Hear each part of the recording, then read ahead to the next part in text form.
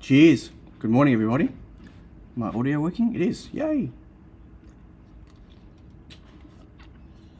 Happy stream day, everyone. Wow. I've forgotten how to drink out of a cup, out of a takeaway cup. Why do they make the hole so small? Like, it's smaller than a straw. These are the conundrums that we get to discuss on an unexpected stream. How you all doing? Hello, Julian. You can answer the question. Why do they make holes so small in coffee cup lids? Like, I get the whole don't spill it down yourself, especially if it's hot. But, I mean, look at the size of my mouth and look at the size of the hole. Like, come on. It's not a toddler cup. Clearly they wouldn't serve something this big to a toddler. Oh well. Ah. How's everyone going? Hey Andy, how you doing? You don't drink coffee. We've probably discussed this in the past, Julian, but you don't drink coffee, really? I like my coffee too much. I drink tea sometimes as well, with milk. But I started drinking a little bit more black coffee. I definitely prefer... Sorry, God, politically incorrect. I definitely prefer coffee with milk than without milk. I just, as much as I'm trying to get used to coffee without milk, because I've been drinking too much milk, I can't do it. So before I go any further, hang on. So I just said hi to Andy. Hang on, unexpected maker, here we go. I'm just going to quickly switch to here. And I just want to let everybody know, those of you in Switzerland,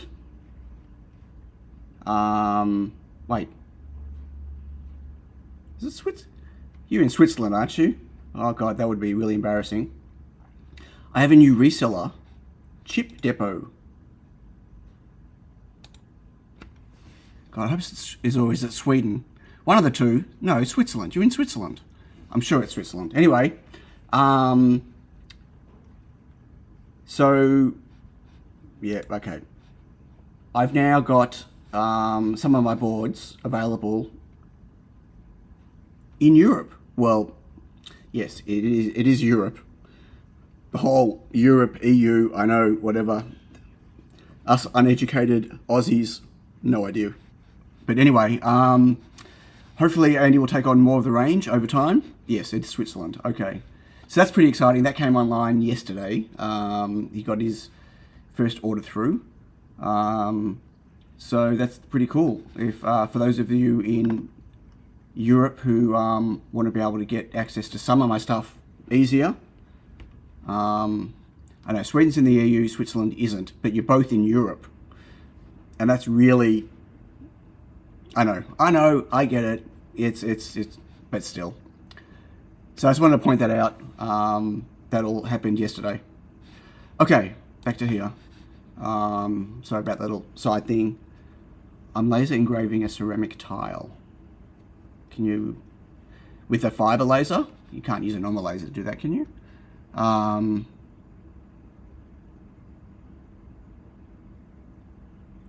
my boards are going okay. All my stuff's going okay. I mean, I think globally everyone's been feeling it a little bit. My sales have shrunk a bit since the cost of living has gone up so much.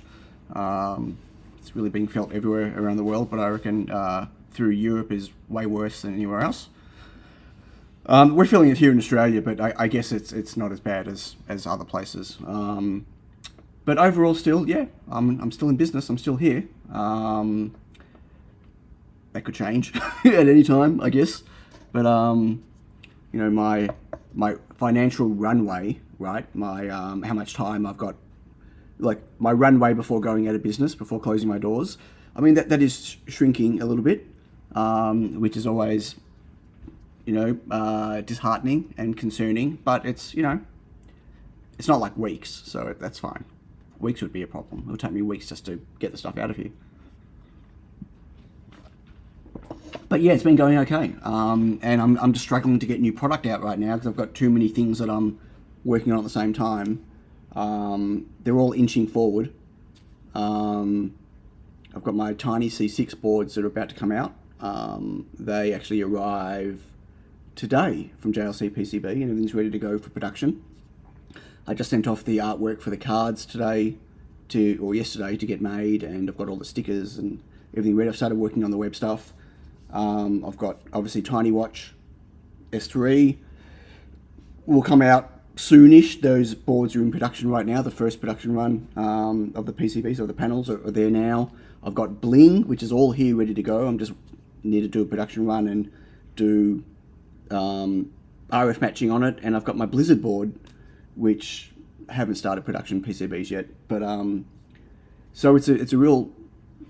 I'm really struggling, one person, to do so many different things at once and maintain everything else I'm doing. I know it's such a burden, such a problem. Anyway, but I think when I get some more new products out, things will hopefully pick up a little bit. But it's fine. How's that for a really long-winded answer? Whew. Okay, so let's say hi to folks in the chat. I need to distract myself. Jeremy, good morning. You were number one to the party. Woo!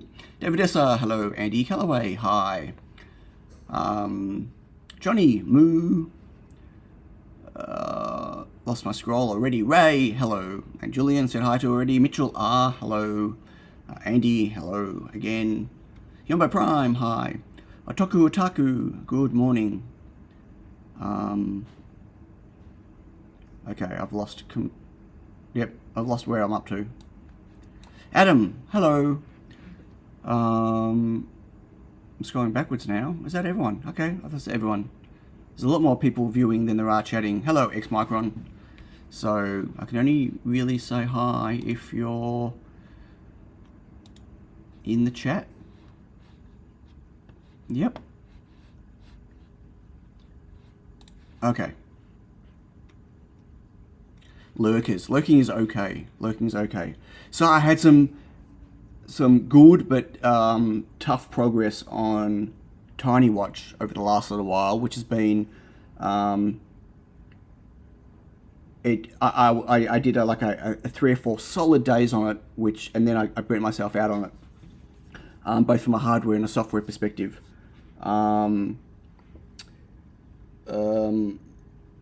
Before we get into that, it's not really a mailbox. It's not a mailbox. It's not. But just quickly, I got a gift from Espressive. I was going to do this on my stream today, but I haven't had time to even look into it yet. They sent me an ESP32 S3 Box 3, which is their IoT producty thing, which is kind of nice. I will do either a stream or a video on this. It'll probably end up being a stream, but I didn't want to just go in blind on it. And that only arrived just today anyway. These also came yesterday.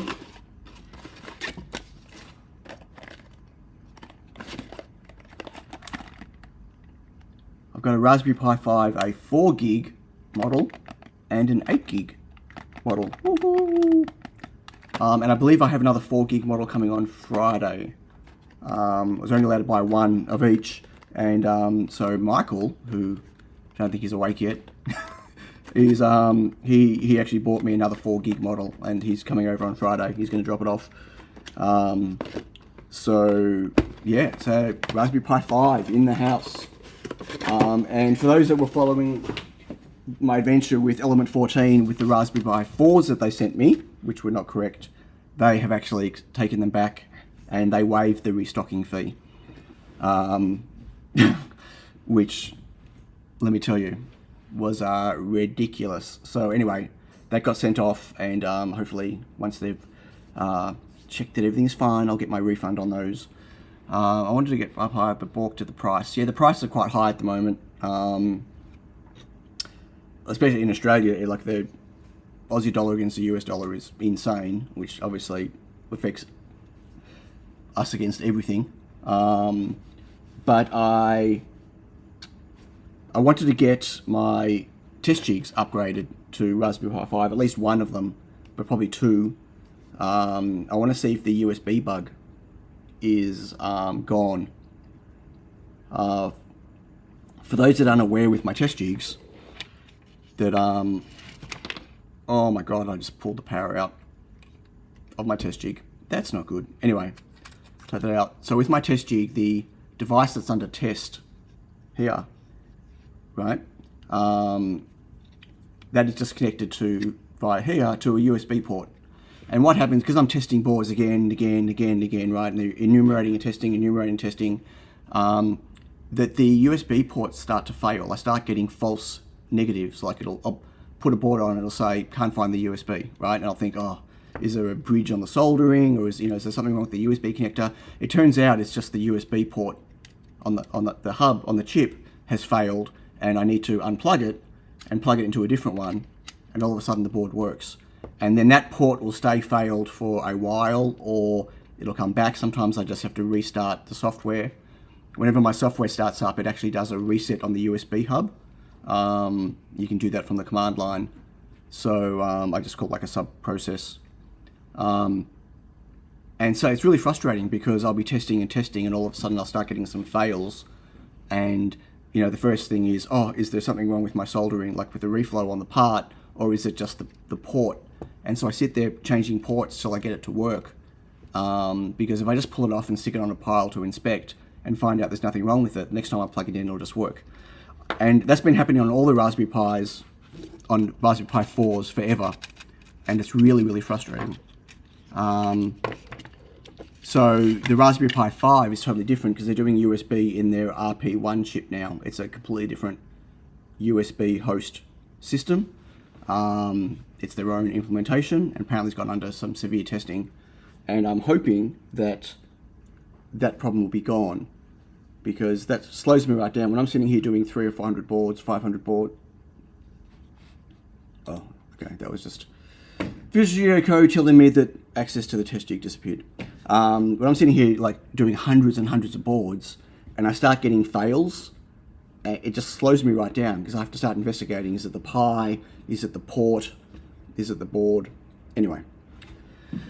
So that was my desire to move quickly to a 5 for the test jigs, and then the 8 gig model is for something that we'll talk about another time. Okay, so TinyWATCH. So the final board design, which changed dramatically, even after the one I posted last week on Twitter, is that the design has changed again. That's being manufactured at the moment at JLC PCB, and I managed to get the board smaller. I actually had to remove something from the board, which we'll talk about another time. And then on the firmware side, I bit the bullet and removed all of the Adafruit graphics and Adafruit drivers and implemented TFT eSPI for the sole purpose of being able to, or potentially let people leverage all of the widgets and all of the demo stuff that's out there, like the Volos project stuff. He does stuff exclusively with TFT eSPI, and so there's a lot more examples. The compatibility of the examples are there, but also that they're so TFT eSPI doesn't have the concept of a canvas, multiple canvases, like Adafruit does, but they have a concept of a sprite, which you can use as a canvas, a full screen canvas. And one of the things that they can do with their sprites that the Adafruit canvas can't do is they can rotate a sprite, which is kind of important when you want to do any type of radial things, being able to take an image and rotate it. I know, whatever. Everyone's still talking about the Raspberry Pis, I think. Yeah, OpenGL for microcontrollers is you'd get very few frames per second. Yeah, no, yeah.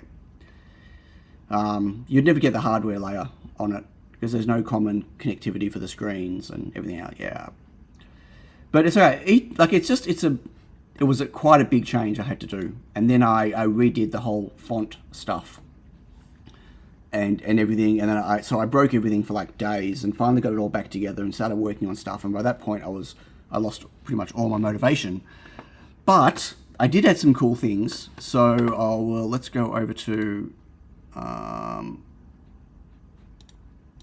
right, that one. Okay, so go to here. Except that's upside down, and that's not the right spot. Okay, there we go. I'm just cleaning up my OBS as we're going. So I got the date working. The date, yay, day and date, and the time, obviously. And the other thing I did is I rewrote the whole input system. I was using the chip.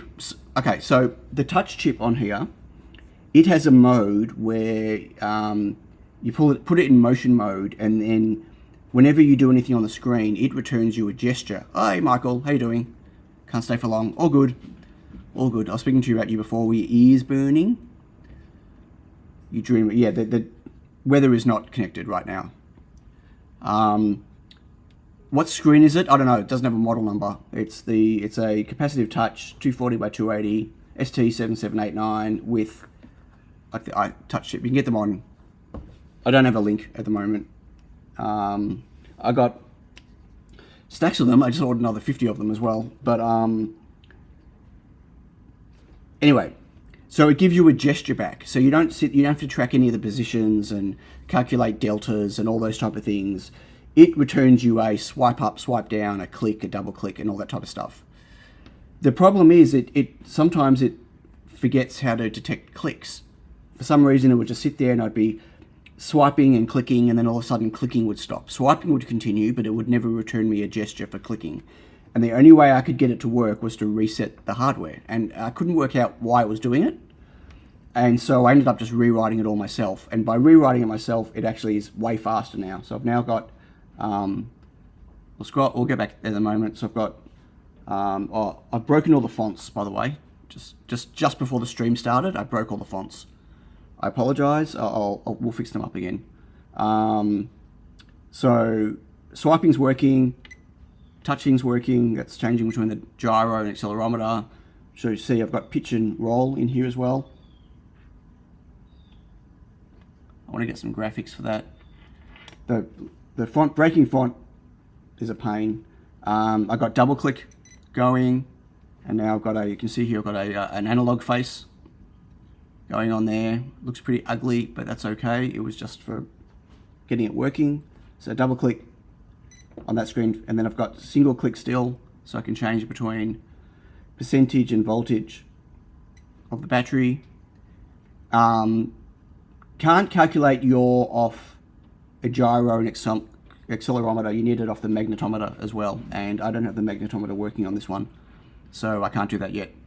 But I want to have it'll have heading as well. Like I've got a magnetometer on here, so we can make a compass, but I haven't done it yet. Thanks, Julian. And then I've got sideways scrolling. I started working on components. The lighting on this is terrible. So I built a button. Click. I don't know if you can hear it. There's a click, and then I've built a toggle. Right, so these are just controls that, whatever. And I've started working on a scrolling up and down number slider. but I haven't got that working yet. And so part of rewriting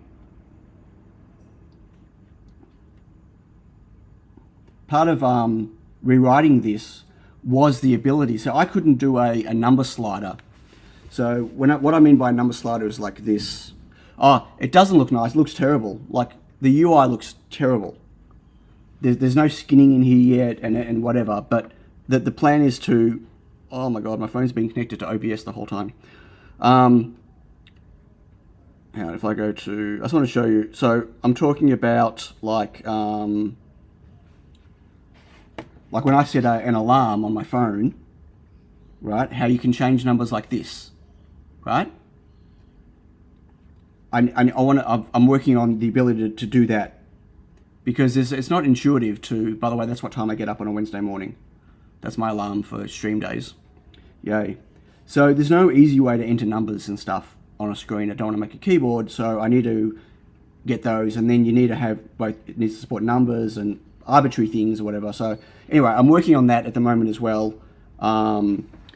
So controls, and then the idea of moving to TFT ESPI was then you could use widgets that other people have made as well. Like people could build libraries of widgets. So yes, 4:45 in the morning is what time I get up on a stream day. So like it's been going okay. So what I've got now, if you look here, I think I've still got it enabled. I might have it enabled. So when I do a click, you can see I've got a delta on the text at the bottom, delta X, delta Y, distance, whatever. So if I can now do a swipe. So it thought I did a click long because it wasn't long enough or quick enough for a swipe, but you can see that I did a delta on the Y of -103, right? So I can like now basically track. So I couldn't get any of that data when I was using the gesture mode on that chip. I couldn't say where did I start my finger and where did I end my finger and what was the distance. You could only get gestures, and the gestures failed sometimes. So now I've got very fast gestures, as you can see, right? If I can hold the screen still.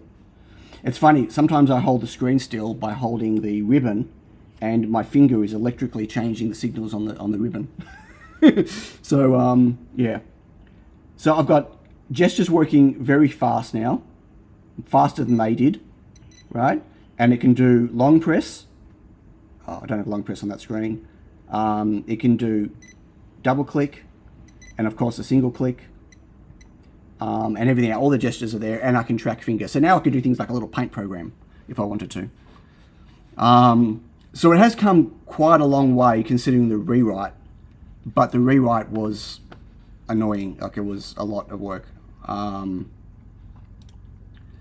what I've done, the way I broke my fonts just before was rather than declaring a whole bunch of different size fonts, I've now, like in my Roboto Mono Regular, these are all open source fonts, they're now actually a list of fonts. So if I go to my regular, I've got to clean up the other ones, right? I've got all these fonts in here. There are stacks of them, right? And at the bottom, I've got an array. There are 17 different size fonts in here, 8 all the way up to 24. Why car information different between touches and swipes? What? However, most touches are swipes. Oh, your car can... Right, okay, yes. Cian, chat has disconnected. Okay, it's back. Yeah, bump. I get it, I understand. Well, it's not much difference on a watch, actually. You've got to hold yourself really still when you're doing it. But I'm very happy with the responsiveness on that. So I've got all these fonts now, but of course I've not chosen the right fonts. So like on the IMU screen, stop touching the screen. On the IMU screen, these fonts are tiny now, and they shouldn't be so small.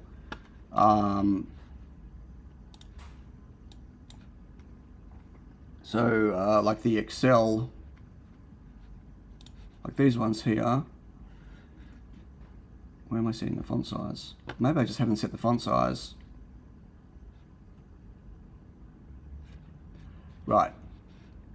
Oh no, I have it right here. Okay, so I mean these should be bigger, maybe 5. So that we'll just recompile that. So I just need to work out the font size, and I thought about, I don't know how I'd easily do this and track the error nicely. I guess I could probably make a helper function inside.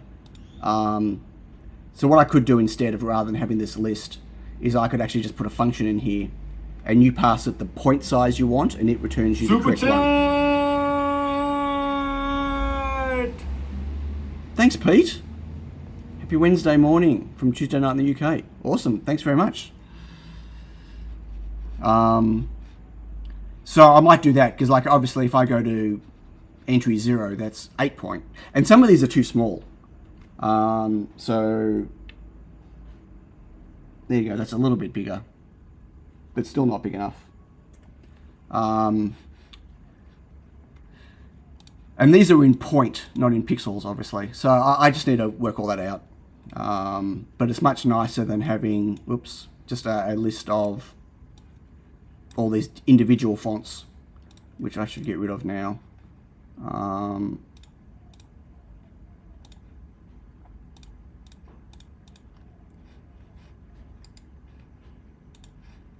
Bye. Does that sound like a bit loony then? Bye. Is it no? It's no better in the future, trust me. Things are even more expensive in the future than they are in the past. And in the future, my coffee is cold. Okay, so I want to add a notification screen. So like at the moment, when you swipe down, there's an IMU thing. I'm going to move that to swipe up. And I want, like on a normal watch, or on my watch anyway, when I swipe down, see you get notifications. Oops. So I want to do that when I swipe down. So I've made an empty notifications face. I'm still working on the API for all of this, right? It's very much a work in progress still. I still haven't added a settings system. I still haven't enabled the external user flash for data storage. There's lots still to add. Like it's really, it's a lot. But I want to get those things in before I then release this source code as open source, because I want to define the way things are going to work so people can build on that, rather than, like, I don't want someone else implementing the setting system in a completely different way to what I have in mind. And what I have in mind is really, it works and it's robust. It's what I use on Reflow Master Pro, and it survives. It's serialized JSON and stuff. Anyway, so I need to get all that working. But I'm getting close-ish to a point of having a base framework that people can build upon. Like faces have the ability to do like a capture, a draw, a click, a double click, and a long click. But I've now added for controls, they can also now take a drag, like they can inherit off drag. So you get a click, you get a position, and what the drag distance was. And I need that for things like clicking and scrolling things. And I'm going to need to do the same for widgets, maybe. Right now, maybe not. Widgets just do a click. They do click, long, and double. I don't think I need to be at dragging widgets, as in detecting drag. I'm not talking about moving them around on the screen. Anyway, so so you can see I've started on scroll number, but I haven't done that yet. So I've got just a base here for notifications. It's just going to print notifications. So what I want to do is, where I create my faces, is I'm going to, thank you. I need to include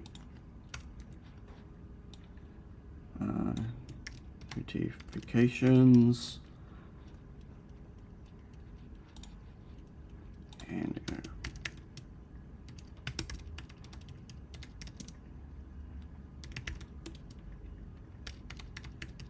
create an instance of it. And I want to set that.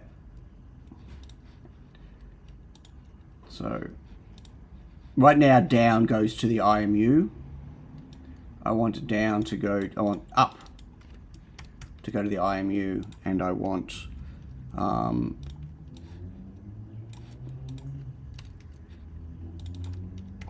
down to go to notifications. So for those that remember last week, if I set a direction on one, it automatically sets the reverse for me. So I don't have to set up face notifications to be up back to the face. Right, so if I just do that, that should allow me to pull down the notification, slide down the notification screen, slide up the IMU screen now.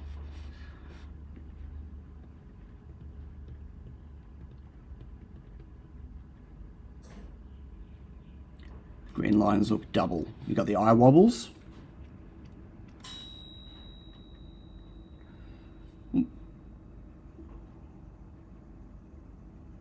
That ping, if you heard it, was my dryer downstairs. Just drying some boards that I need to clean and pack, test and pack today. I've also got the VBus detection working now, so it can detect when the plug is connected and it doesn't dim the screen anymore. So scrolling down, we've now got a notification screen, and scrolling up, we've got the IMU screen. Oop.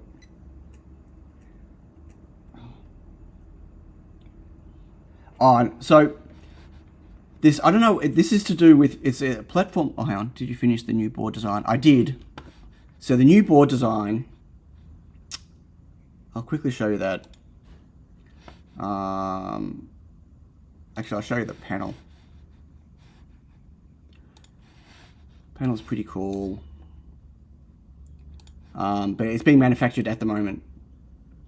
And I redesigned a new case. So I spent days, it's okay, that's okay. I spent days on this, and it really did my head in. You can ask my Patron supporters.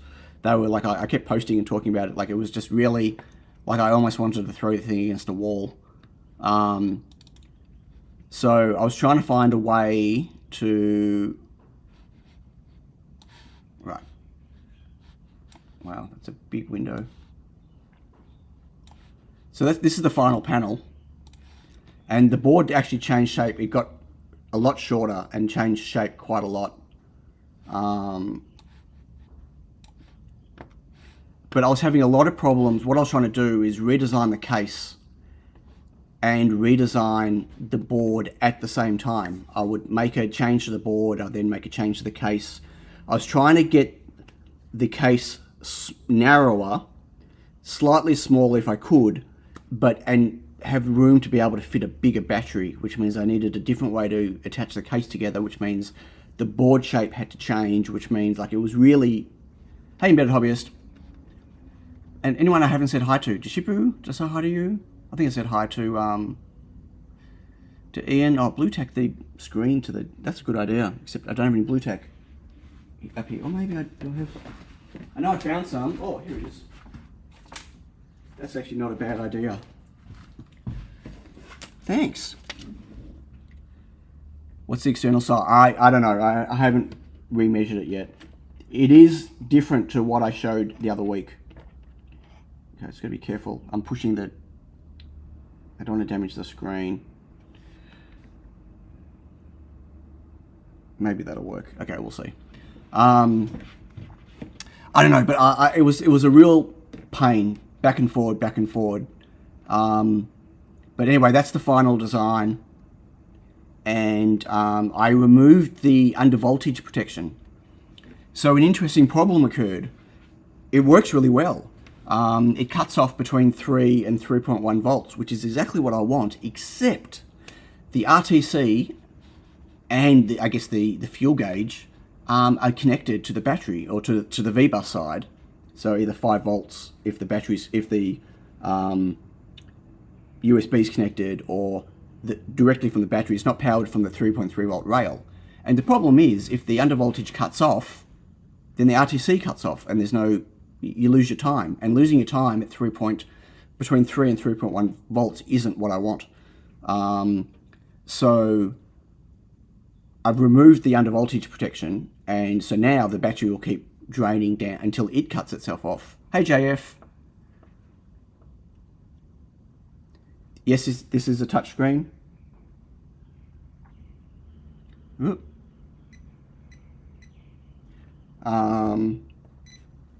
Yep, capacitive touch. So what happens now is the battery will cut off at like 2.7 volts, which again, the RTC can go down to 1.6 volts, but obviously the battery won't go down to that. And so instead what will happen is, hey Steve, how you doing? Happy Wednesday, happy Tuesday. What'll happen instead is, because I've got access, like the fuel gauge is always there, then the firmware will ask the fuel gauge, or you can set up an interrupt, and the fuel gauge will alert the firmware if the voltage gets to like 3.1, and then the firmware can actually turn off the load switch. So IO21 is connected to the power switch, and it can shut itself down. So that'll be exactly the same as the undervoltage shutting it down, but the battery will stay active until the cutoff on the battery happens, which means the RTC will stay on and longer. And what happens is, in terms of battery drain, if I like turn this off, so if I unplug this without breaking it, okay, so we're running off battery now. You can see it automatically dimmed. Oh, right. I was saying before I wasn't really interrupted. There's a bug with Platform IO, it seems, where if you're trying to write out to serial, once it's already connected, so I was connected in serial here, you can see I just lost connection, and then I try to use it, it fails. Like the software is stalled now trying to print, and it won't. So yeah, there's not much I can do about that. I can reboot it. If I reset it, it'll just fix itself. That'll go if I get rid of all the serial commands. It's just really frustrating. Or it's something to do with the way I've set up the... No, now I've really killed it. It's got to be the serial output.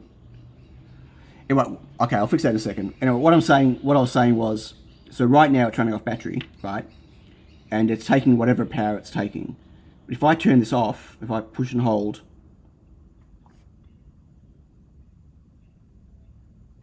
okay, that's powered down now. It's powered, the 3.3 volt rail, the screen, all that stuff. But the battery's still connected, but it's only powering the fuel gauge and the RTC chip. And the RTC chip only takes about 45 nanoamps to keep the clock going. And the fuel gauge takes a couple of microamps. Like it's really low, or yeah. I think it's sub 10 microamps. So basically, even with this small battery, this can last ages. Like you could probably go 20, I'm guessing, right? But you could probably go 24 hours of the watch being off in shutdown mode without losing your time on the RTC with the battery, because it's draining it so slow now. Even though you've only got, let's say, 3 volts to 2.7 volts before it cuts off, like that 0.3 volts, it takes ages to deplete that because there's nothing pulling power. And so if I just turn this back on, you'll see that the RTC will still have its time, should still have its time, there we go, because it was still getting powered. So I had to make quite a few changes. Anyway, I went for a smaller buzzer. I moved the buzzer out the way so I don't have this problem now where, I don't have my other one. So the way the, see now I can't move it out the way because the blue tack. The way the ribbon wraps around like this, the buzzer was in the way of the I2C chip. And so there was a problem there in terms of height and just pressure pushing the chip on there. So the buzzer is smaller and it's been moved up and it's out of the way of that chip now. So there's been a lot of changes to the design to accommodate that. And what I didn't want to do is make the first revision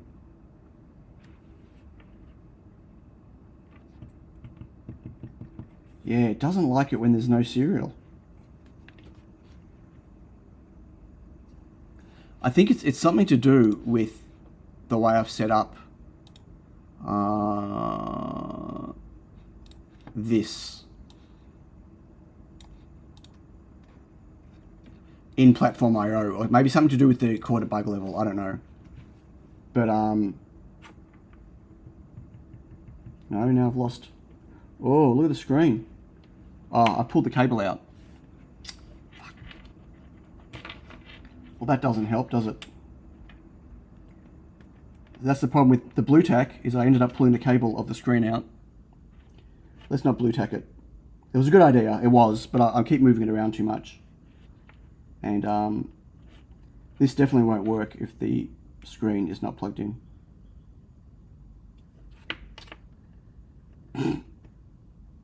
I just want to get onto some coding. I want to get MQTT going, or I want to get at least, yeah, I want to get, I mean, I can't do SMSs. I'm sure there's a library out there. There's all sorts of things for the ESP32, but that's the other thing. With the new design, I've got these components on the side of the connector are out of the way now. So right now it's really hard to push this thing in because this is all these components are in the way, but they're now moved out the way. So it's easier to lock the screen in. Okay, let's try this again without pulling the screen out.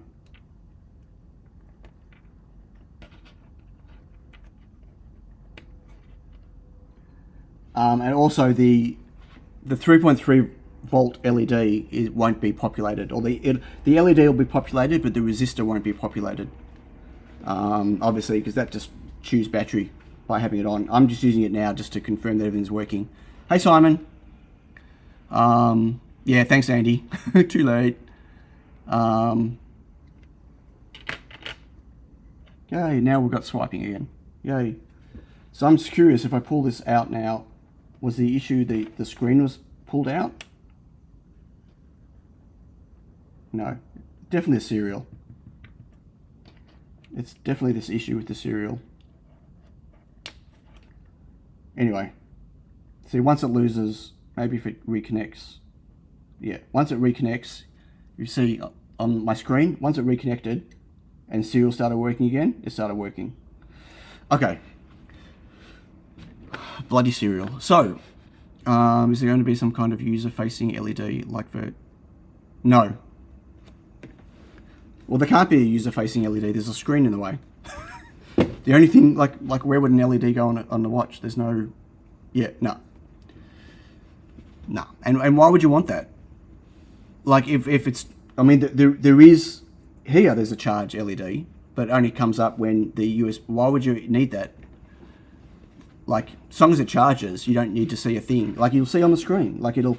I want this, the icon, to show charging here, but I just haven't done that yet. Light pipes to the side would dramatically complicate the build, wouldn't it?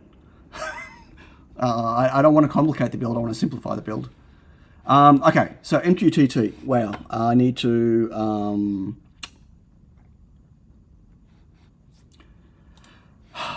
did this happen before or after Blade Runner? What are we talking about? Okay. Hey, DJ Cash. Yeah. Christopher. Hello, Christopher. A few people I missed in chat. Anyone else I missed?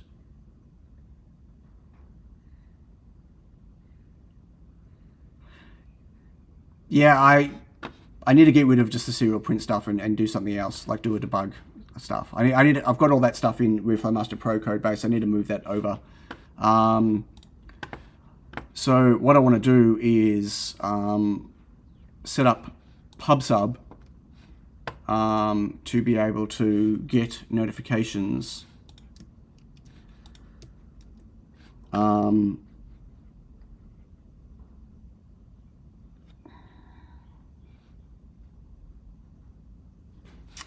seem to have lost a window that I was working on. Oh well.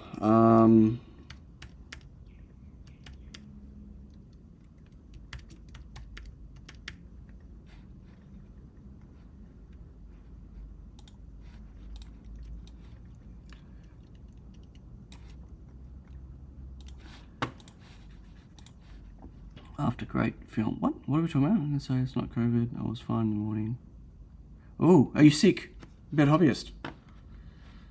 Not good. Okay, so what do I need? I can't even remember how to use the pub sub stuff. I need to get some reference. I'm just getting some.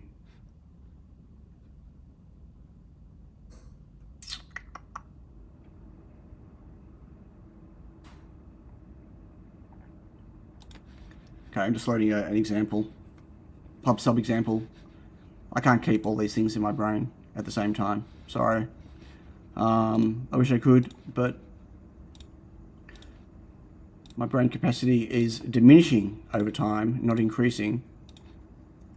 Oh, I need to also get the that flash stuff going.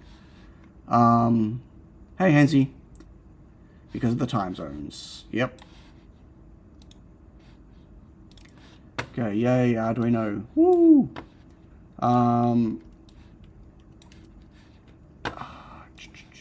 So, notifications. No, it's going to be in main.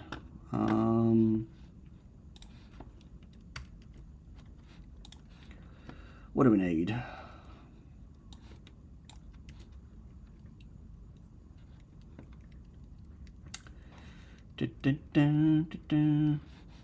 I'll probably move all this into another place at some point, but for the moment I'm just going to whack it all in here. I don't want to use Ethernet client. I don't want to use Ethernet client. Why is it giving me Ethernet client? I want a Wi-Fi client.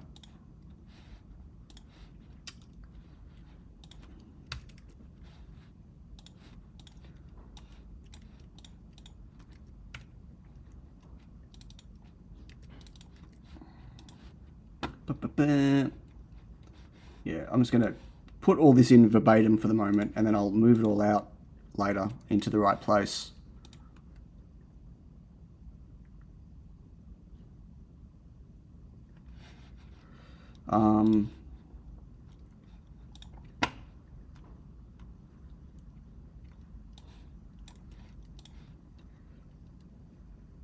Now, only if I'm going... The problem is, Wi-Fi doesn't start up unless it needs to.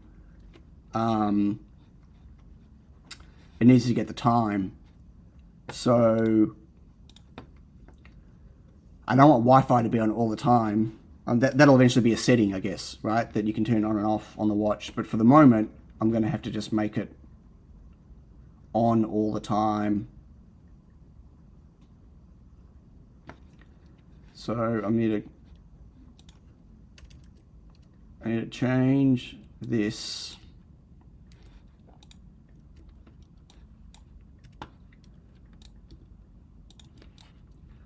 to only get the time if it's required, but always go online.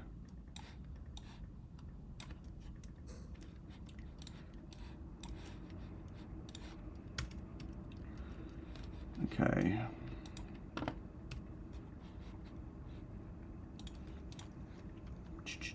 Now what's my MQTT IP address? I can't remember.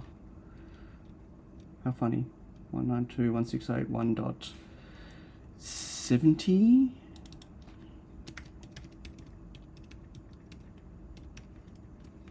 I think.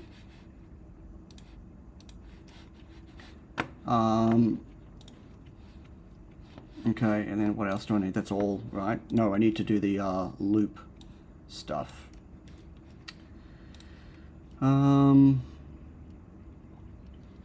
Do it at the very end.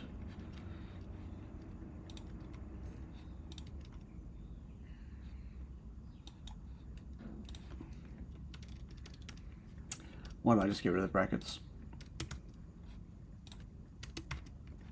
Oh my gosh. Hate this keyboard. It's a new keyboard, newish.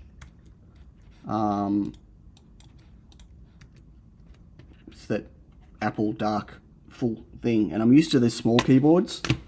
I've been coding on these for years, and I keep hitting them. They've got a new key near the delete and backspace key. It's this global key. Where is it?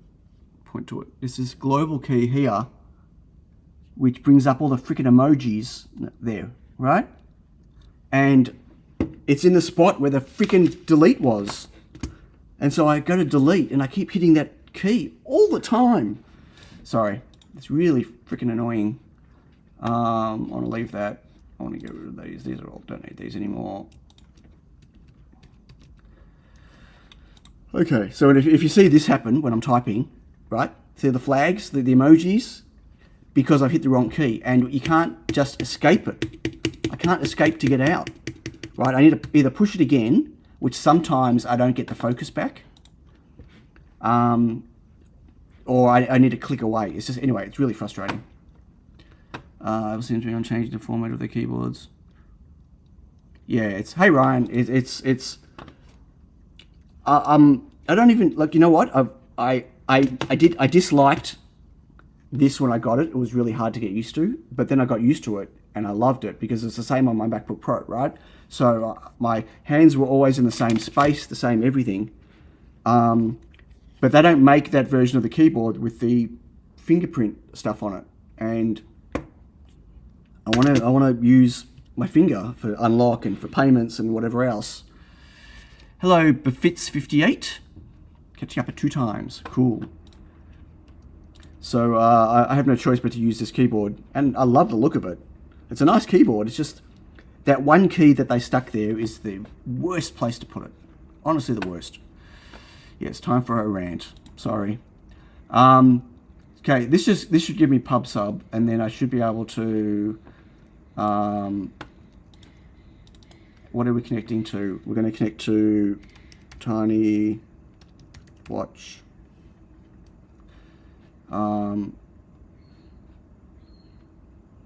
No, we're connecting as TinyWATCH S3, and we're going to subscribe to just a TinyWATCH, I guess, and we don't need to publish right now, not at the moment anyway, and okay, this is what'll change the screen. Okay, let's just see if this works. Hope it does. Go, yay. Okay, so MQTT Explorer. Oh, I can never do the curved keyboards. I tried the curved ones and the separated ones. I don't type properly, so yeah, no, I can't do it. Connect. Okay, so we have the watch. So right now it won't do anything, but it should display in the notifications. It should display in the serial output, right? Okay, we're connected to MQTT, so I should be able to. Oh, okay, I didn't set I should have done. Okay, I'll fix it for later. We want to be subscribed to TinyWatch/notifications, I think. But for the moment, I'll leave it at TinyWatch. Where'd my right? And so, I just want to send raw. Do a hello world, and we should see hello world. Oh, whoops. Publish. Hello world. Yay. So we have notifications coming in through MQTT. So now I want to, so we haven't actually created, no we have,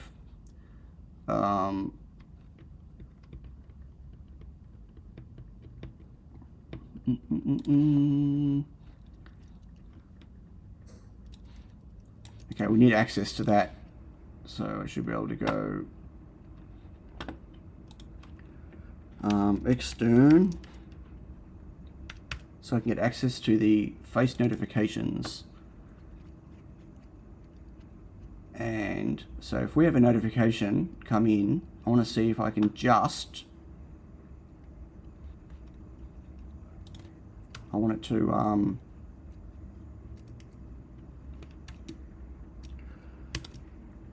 slide in. What does slide in take again?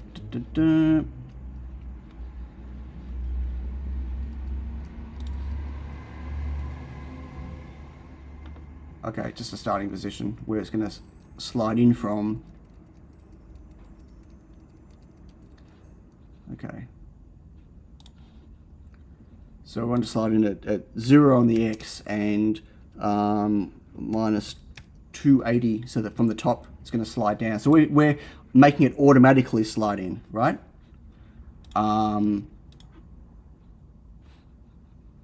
Let's see if that works. And if that works, then we need to pass the what? Right. We don't have access to that.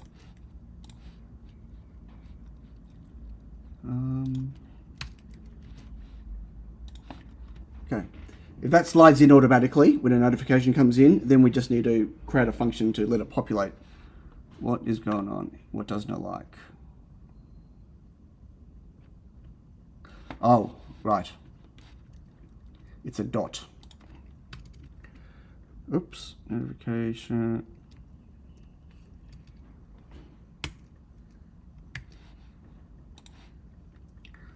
Ugh, bloody arrows and dots and stuff. Now what?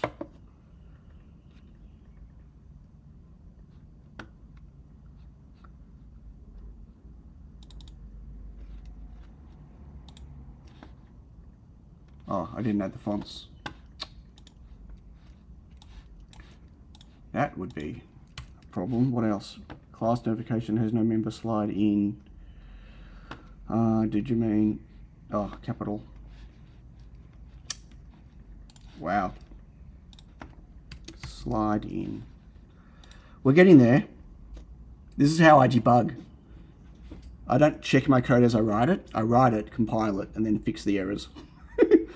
Ah! Defined already. Defined already. It's not defined already. In display and in...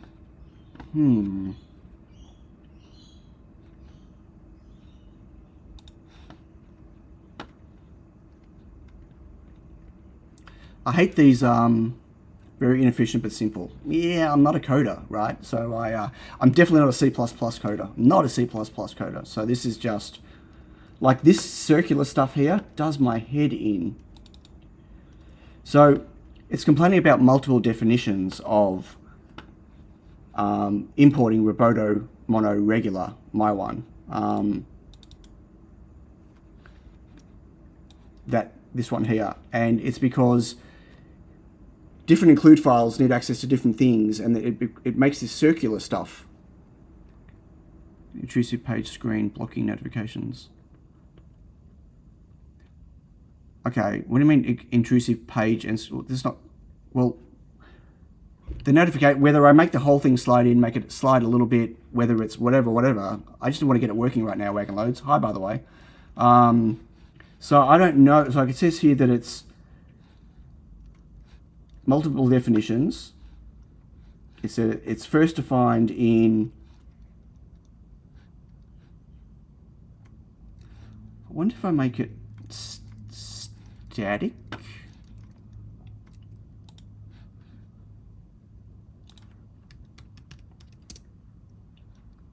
Well, that, I don't know. See, static doesn't mean what I think it means in C++, and I hate it. But anyway.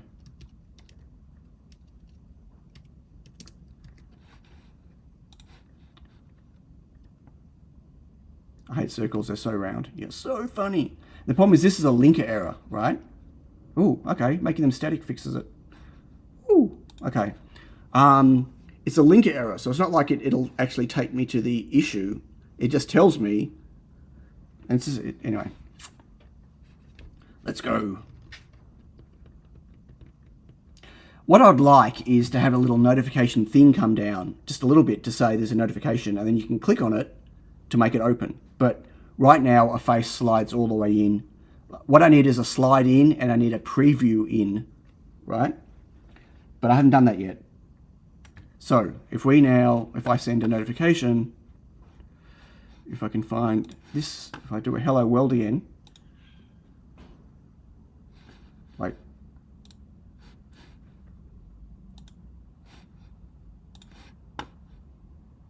Did that? I don't know. Oh, I changed it to notification. Notifications. Hello world. It printed hello world. It did not slide my screen in.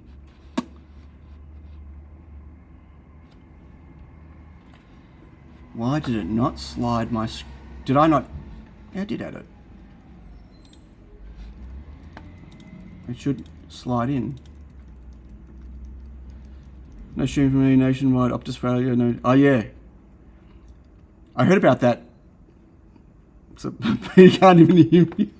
So I was replying. So Peter Homan just posted in Discord that he can't get on the stream because so there's a nationwide Optus, one of our telcos, failure.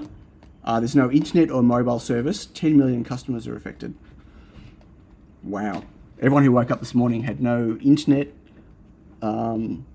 or mobile service at all, as in for Optus customers. You reckon someone accidentally flicked a switch? Someone set up a DNS path incorrectly.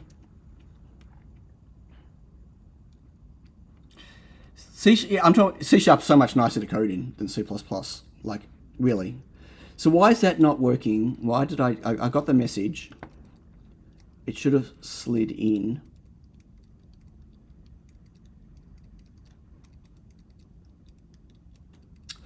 Oh, I know why. I know why. So we need to actually set it to be the current.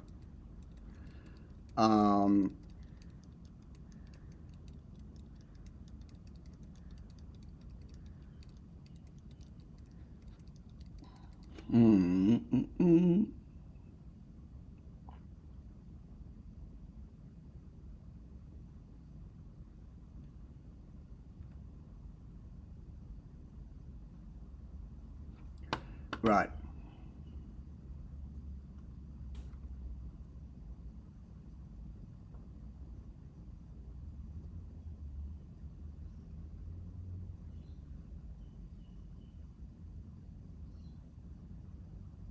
I need to do, wasn't you? Are you sure?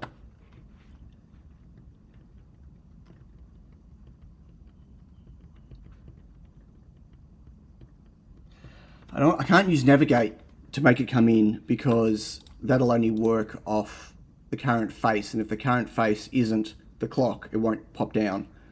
And that's the other problem. If I slide it in and you slide it up, it's going to slide up what it thinks its connection is. I should change it on the fly. I don't have the way to change it on the fly what the navigation is. So I'll have to, for the moment, I'm going to have to get it working just on the watch screen. But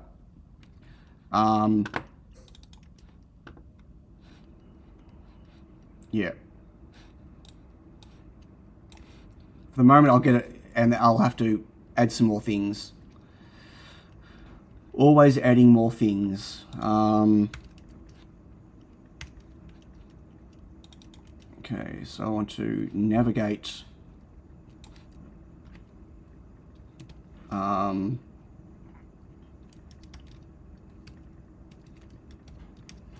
Navigate down, and it's going to complain about down, maybe.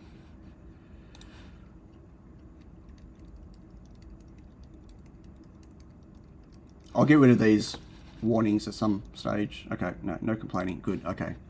It's kind of fun. Win since.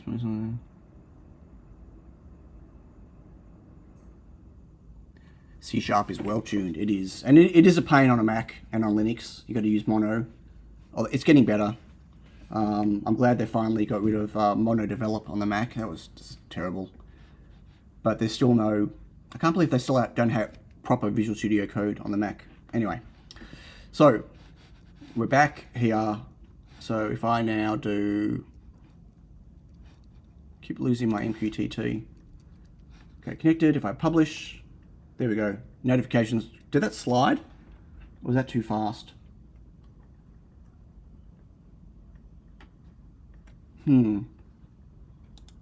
I did. It slid in. It was just very fast. Hi, Yazzie. Good morning. Well tuned. I see what you did there. What did you do there? The C# on the keyboard, on the musical keyboard. Okay, so now we need to have the message.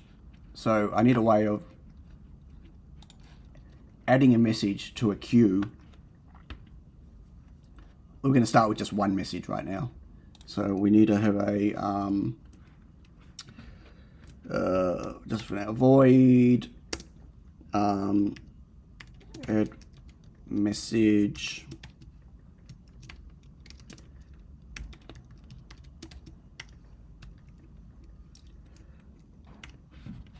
really? I told you this keyboard is terrible. Yeah, Visual Studio. Why isn't there Visual Studio? Full Visual Studio on the Mac. There should be. Also, first big project written in pure C and RDF. That was fun and challenging. Yeah, C++ just sucks balls. It really does.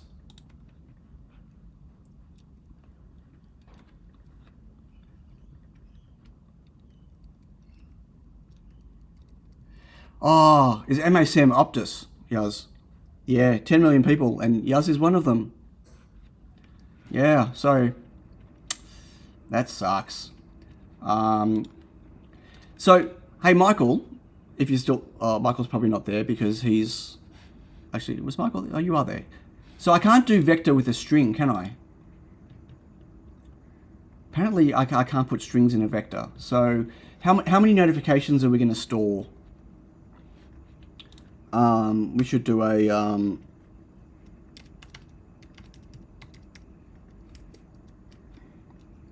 string notification, no, message queue. Oh my god. Message queue.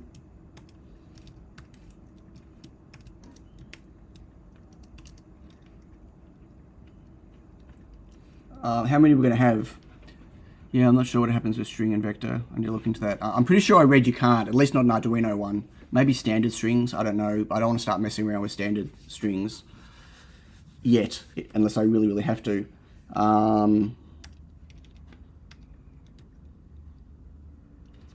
Actually, I'm not going to do it as a... maybe I have to. No, can't I just do this? Arduino should take care of it for me.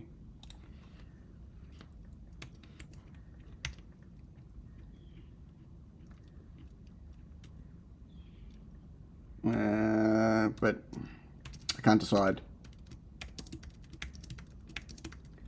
Let's just start, I don't know, add message.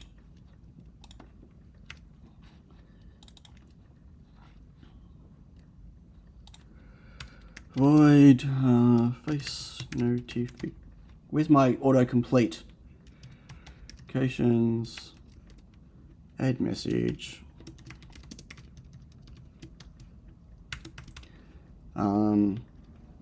So I'm going to need a int int 8t num messages equals 0. I'm going to have to do a cascading whatever, but for now, if num messages is less than 4,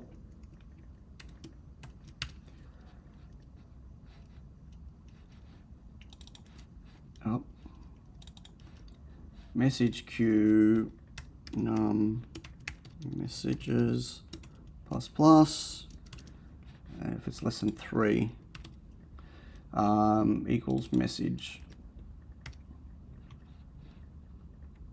Just for now, we're just going to have, we're going to need a remove message, or pop. I'm going to pop message, which is going to, so number of messages is greater than 0. We're going to, for uint 8 t for I equals 0, no, I equals 1, I is less than 2, 3, less than 4, I plus plus, or do I want to go backwards? That one goes to that one, and that one, no, that'll work. I want I minus 1, we're just going to remove the top one, equals I, and we're going to make number of messages minus minus, so that'll remove one.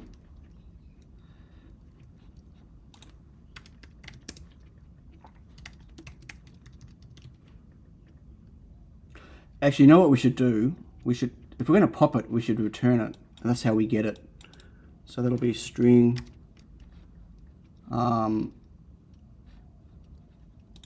we're going to say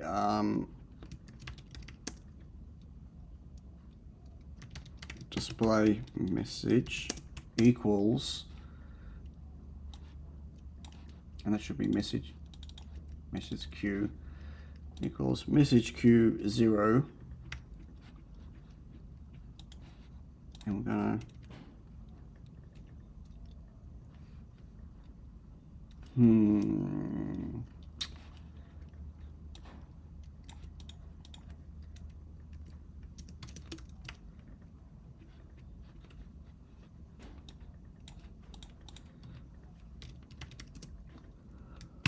bloody hell.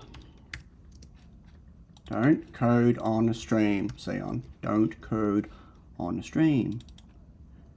Okay.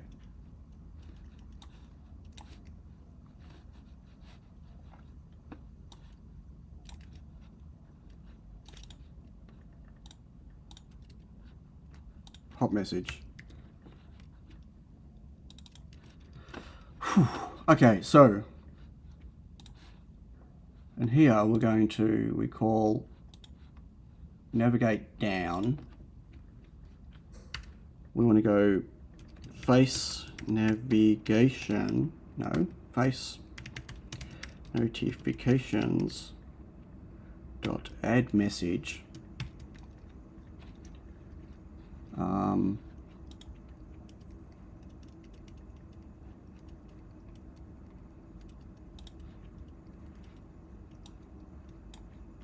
We want to do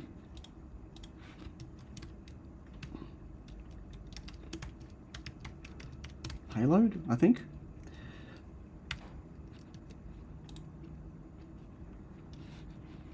Okay. So when we draw here, we're going to I'm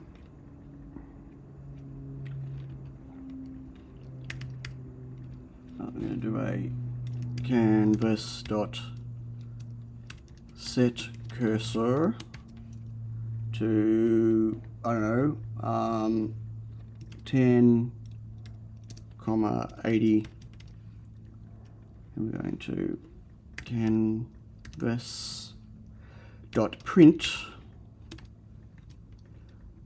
pop message, I think.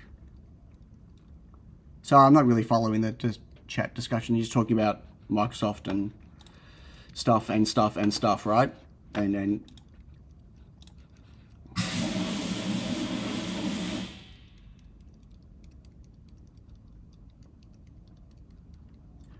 Okay, so we do that, and we're going to, on a click, we're going to return true on a click if you click the screen, and we're going to so every time we draw the screen, we don't want an auto redraw.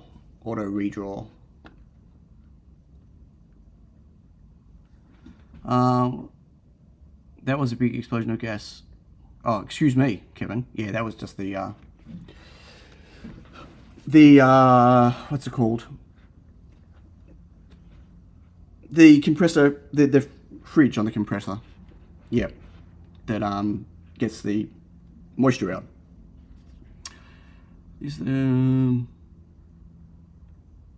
Hey Dave, yeah, it's going okay. People are just watching me code, which everyone hates. So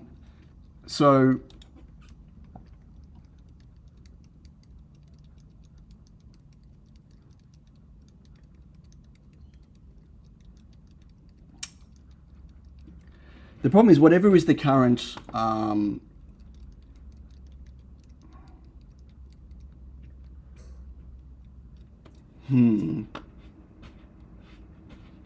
So right now the faces are designed to refresh themselves automatically by an update period, but we don't want that because that's what's popping the message. Okay, well, we can do that. What we can do is not pop it there. We can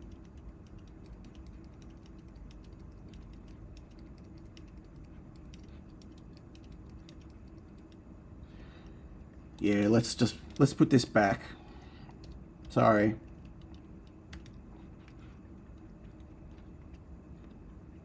We're going to let pop message just pop the message. Pop the top one off. We don't want to get it out because it's going to keep popping. And we're just going to print message Q0. That'll be the top, the next oldest one in. And when we do a here, we're just going to tell it to draw.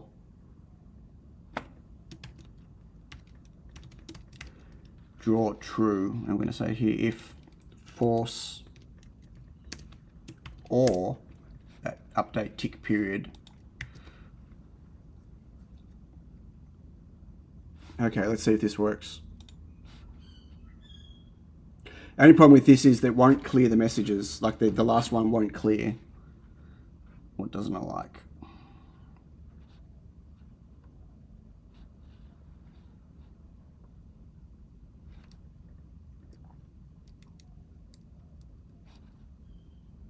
Oh, I've got a full stop. Whoops. If there's no messages though, hang on. If there's no message, wait, we should go, if it's greater than 0, else we're going to print no new messages.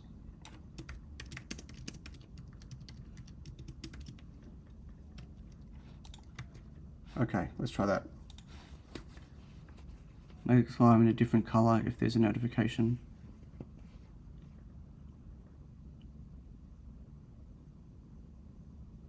Okay, well you can do that when you get access to the code, Wagon Loads. Yeah, I'm just wanting to get this working. I want to get the infrastructure working right now.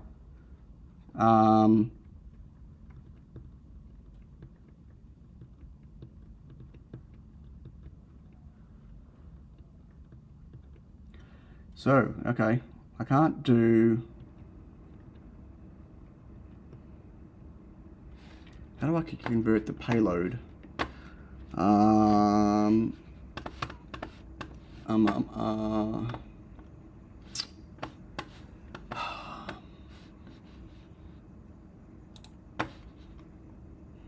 don't want to... I'm sure I've solved this already. I just don't remember where I've solved it.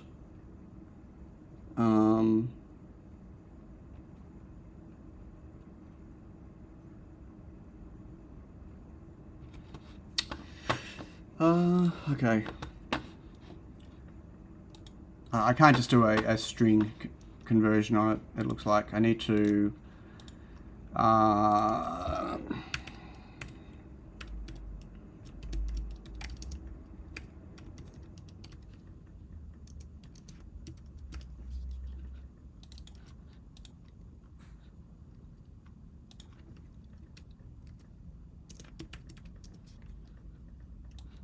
how nasty is this?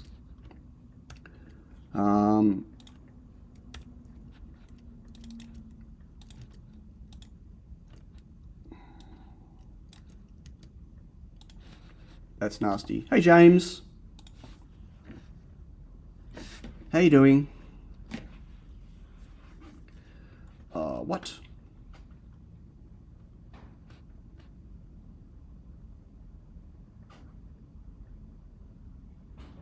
Flexible array, remember notification message queue, not at end of class. What?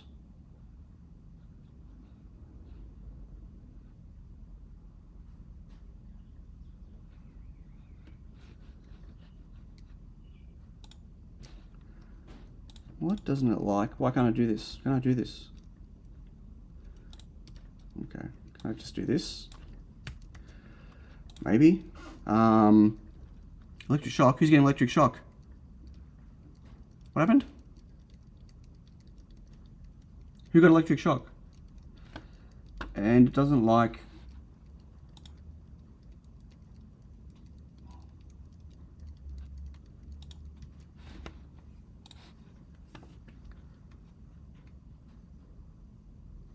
Hey Mark, add message is private. Okay, but, oh, add message is private. Far out. Thank you. Yep. C++.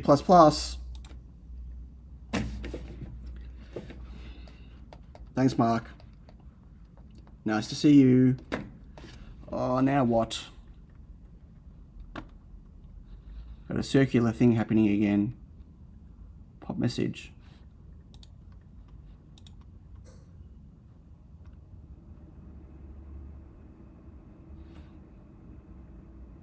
Why do I have a circular of pop message happening?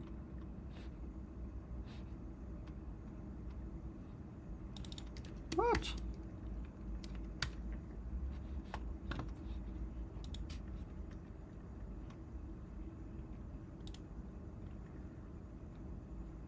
I first forced you to come out, yeah. Sorry. Why does it say I've got a circular?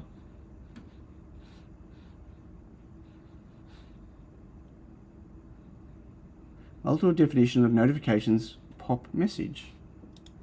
Add message, pop message. Scroll up. No, this is a linker error. It's a linker error. It's got past the compiling, see? It's linking. If message shock user. Oh, is that how you want to do notifications? Maybe it just doesn't like being private. Maybe it needs to be protected. Cian, chat has disconnected. Yeah, yeah. Can I even do protected here?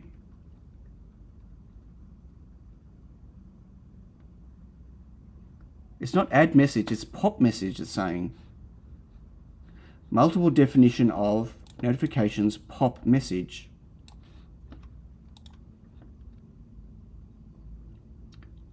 Void pop message. Void pop message.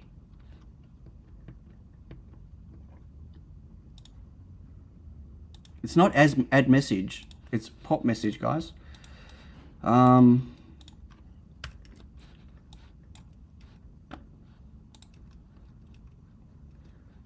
It shouldn't be inline. It's not inheriting.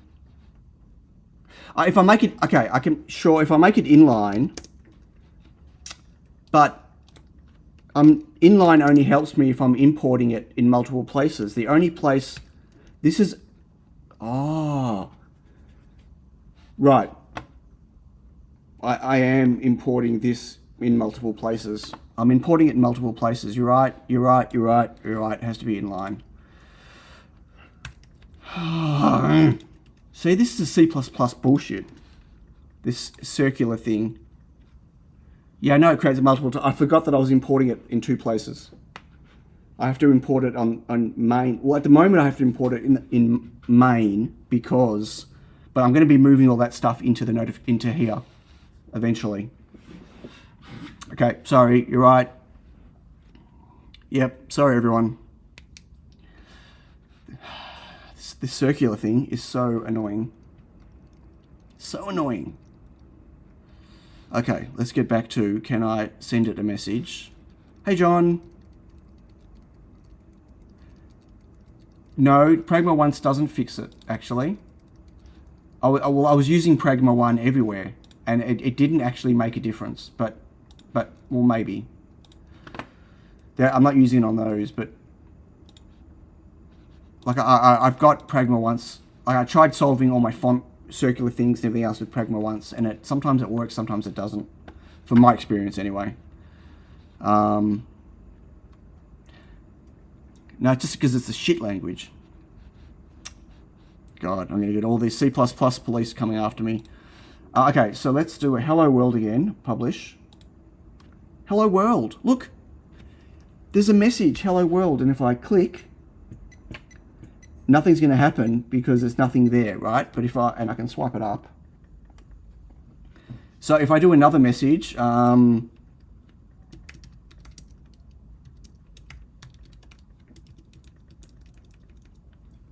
Mark was correct. Publish. It's showing that, because that was the last one. If I click, why is it not changing it?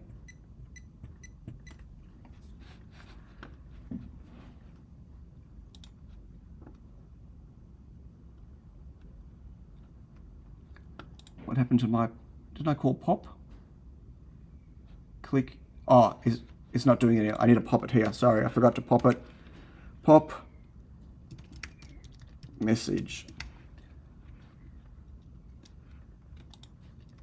So when you click, it'll pop the message and show the next one. The problem right now is every time I go into it, it's going to show that message, right? Until there needs to be a way to clear it. But for the moment, that's okay. We'll do the popping. We'll do the popping.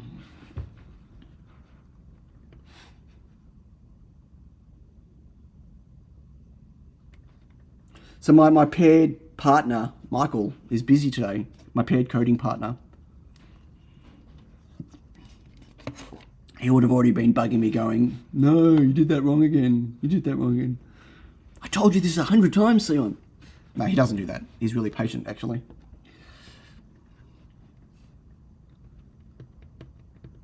Okay, so. Super chat! Woo!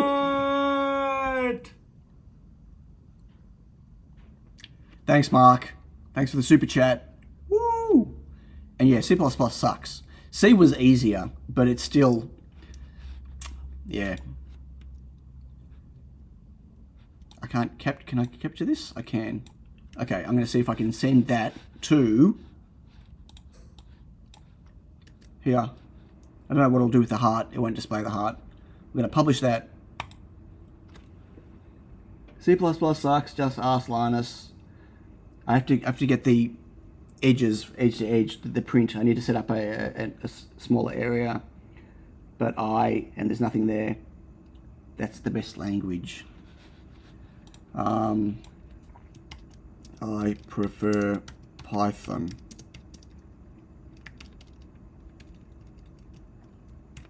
Ducks.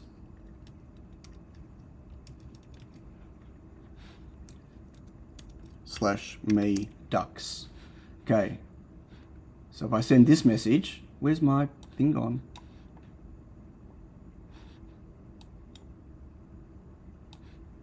Publish button went away. Okay, that just sent another one. if I click, yeah, there you go. No new messages. So, but it's not great. I mean, I need to fix this queue thing and make it more intuitive, and like it should show how many messages, like 1 of 3, 2 of 3, and or whatever. Like, but still, this is I prefer C++ of the syntax. I'd prefer C++ if the syntax was just like Python. Drag left or right to see the next message. No, I don't agree with that, because dragging left or right, swiping, is for changing faces. So yeah, no. But again, you'll be able to do whatever you want to do with the code base, Wagon Loads. If you want to, that's okay. But I want consistency, and swiping is for changing faces.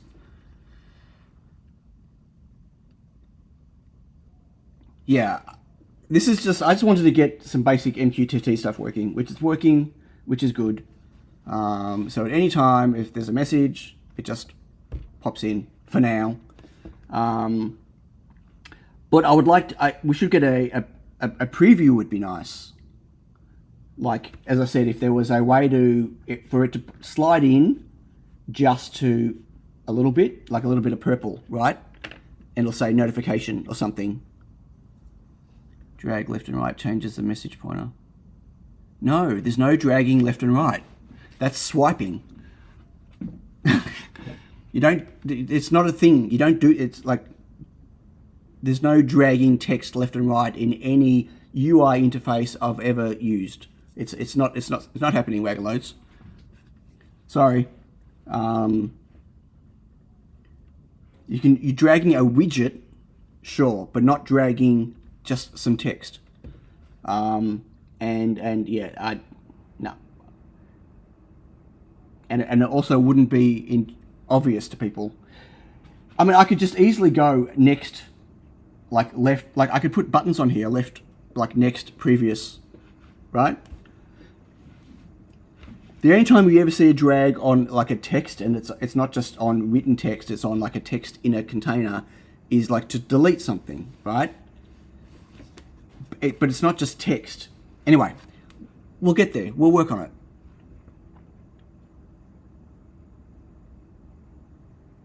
Right, but I don't like the idea of dragging text like that. It doesn't matter.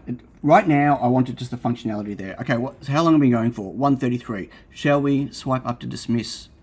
Next one shows, isn't that Apple Way? No.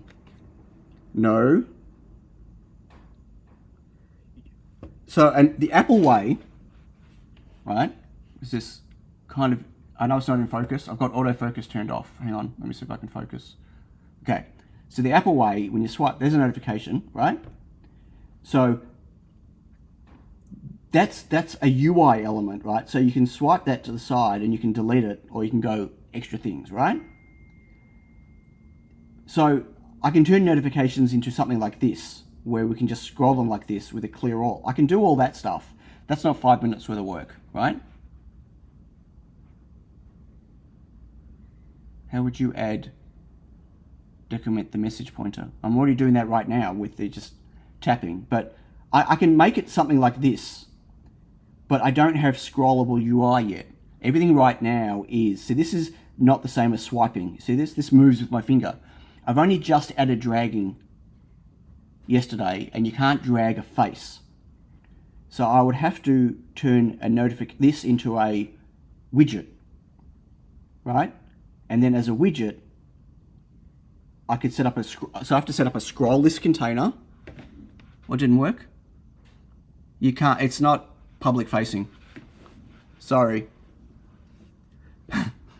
Sorry, Mark. It's not set up through PyChat, through my chat software, on purpose. So I'd have to set up a scrollable. Oh, I sent it an iMessage. What? Oop. Sorry.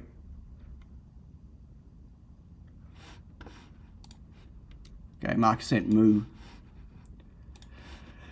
So I have to set up a scrollable control, like an empty control that they can be populated with controls, and then I need to make a notification widget or control that goes in there, and like, you know what I mean? Like, that's not 5 seconds worth of work. That's a lot of work.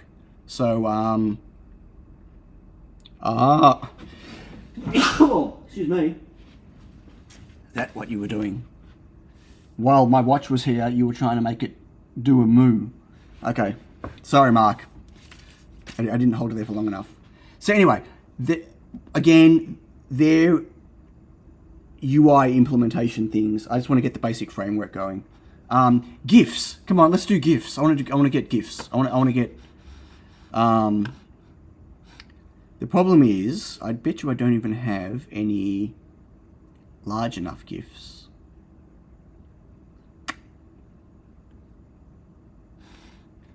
How can I get my GIF player? Pusheen. What's Pusheen? What? Okay, so where is my GIF player for my logo? I'm probably going to start with that. Is there a different cat now? How many different cats are there?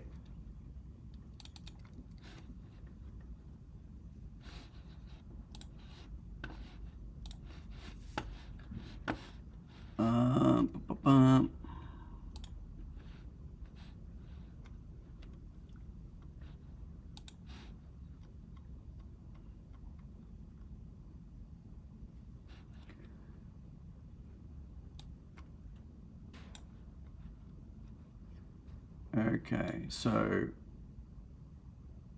is it the same thing? Oh, okay. I still don't know how to pronounce. Is it Nan Cat? And I got it wrong once. I got scolded. So we need a folder for GIFs. New folder, GIFs. I use on SPIF nowadays. I hear SPIFs on the way out. Yeah, you're better off using FAT or little fs. I don't know. Nyan from my memory. I don't know how to pronounce it. New file.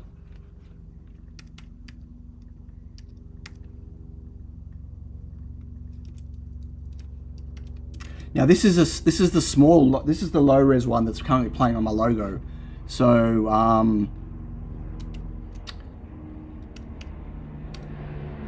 I don't know how it's going to look. It's 64 by 32. I need to get one that's bigger, obviously, for the resolution of the screen. Pusheen, Stormy, Cheeks, love them all. I don't know what you're talking about.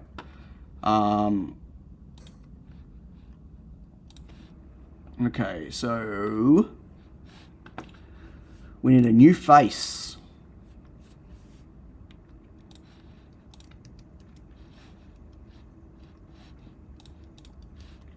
We need a new face, new file, face, oh my god, dice, face, GIF,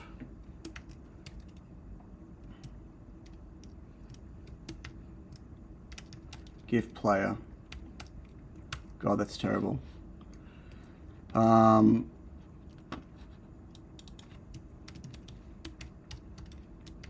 GIF player.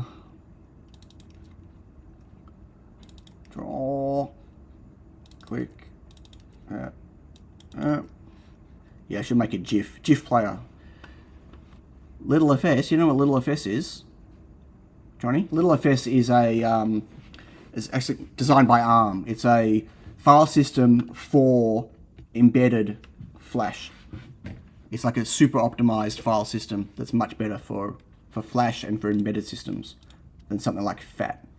It's a modern file system. It's what MicroPython uses. Unfortunately, you can't do little effect. You can't mount the file system like with on the go, whatever. with Arduino if you use LittleFS.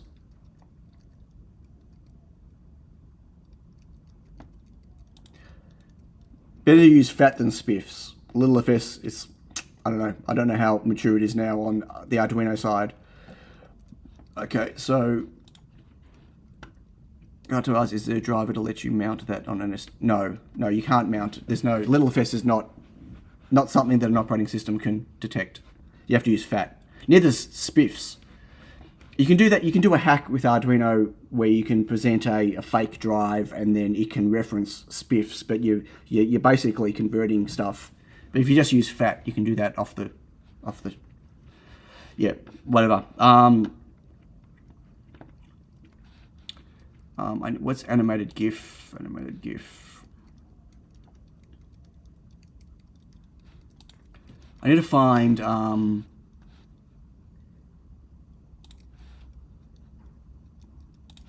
what is... So it's Larry's GIF player, isn't it? I'm sure it was animated GIF. Now let's find it because I need to find where the source is. Who's pinging me? Pizza Cat. Mark just... So which one's that one? Mark just sent me this. Mark just sent me this. I don't know. Is that a... How many cats are there? I mean, I know there's a lot of cats. Okay, I'm trying to concentrate. Let me concentrate. Whoop. New. Okay. Larry Banks. Repositories. 127 repositories. GIF. I need a GIF player. Animated GIF. Here we go.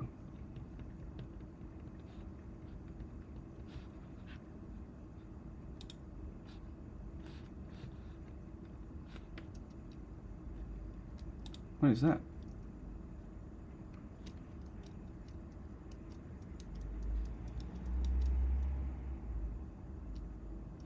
GIF inline. Is that? I don't know.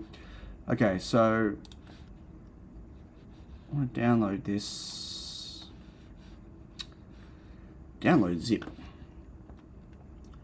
Pop art cat sound. Pusheen is the image you just showed. Nyan is the cat on the GIF logo. Yep. Yes, James, you're going to have to add FAT32 to your weird 8-bit CPU. There is a way, Wagon Loads, but you've got to get those images into the device. There is 1 mega flash, user flash on here. That little chip just there, which this is now not in focus. Okay, that little chip just here is a second flash chip, 1 megabytes.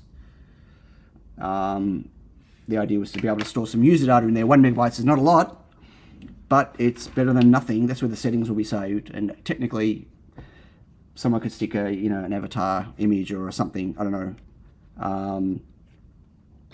You can get slightly bigger chips. I think you can get a 2 megabyte one and that size, but there was no stock on anything I could find, and they were more than double the price. So I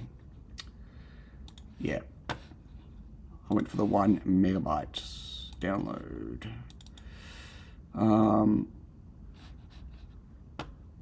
So we're in lib. I'm going to put this in lib and then rename it to animated GIF. I'm putting it here rather than putting it in platform IO, just because oh,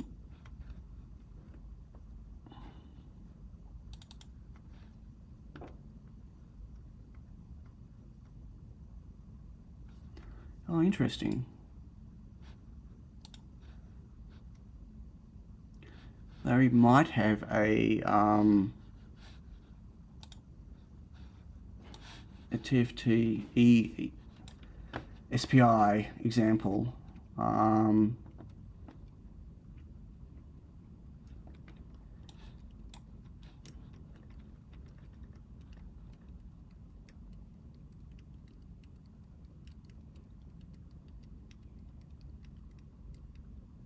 Okay, so let's see if we can get this working.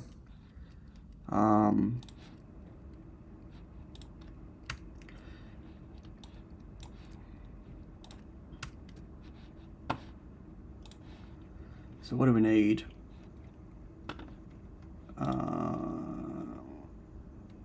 GIF begin. GIF begin. So we're going to need a full set. Oh my gosh, GIF. And I don't know how we're going to do it right now. We're just going to do it with an int.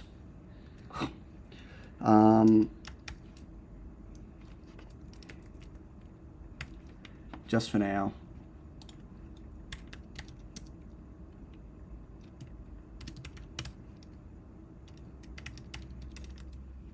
I'll fix that in a moment. Oh God.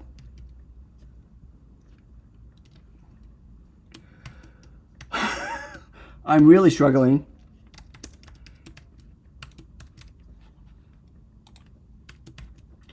It doesn't matter what we pass in for the moment. We're just going to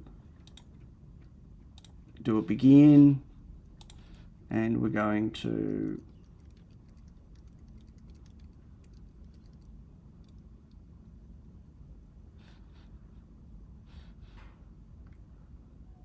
you want normal, or let's just do normal rendering speed, or maximum. I don't know. Let's just do maximum rendering speed. So in here, we're going to be, he's not using sprites. Oh, interesting. Start right, end right. Okay, I'm gonna have to change it to be on a sprite.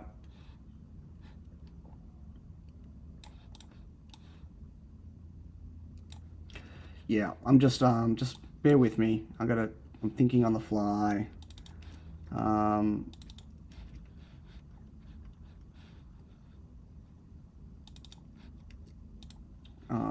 And let's get rid of the frames per second. I don't care about the frames per second.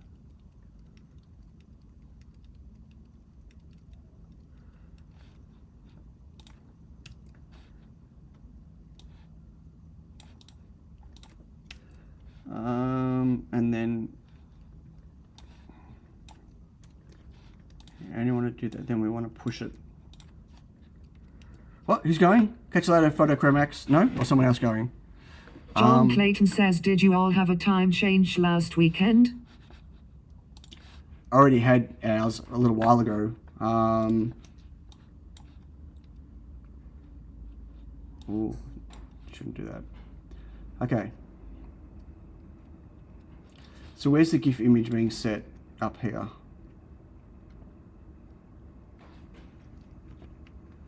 Okay, we need to, have we included it? No, we haven't. We need to include GIFs slash, what do I call it?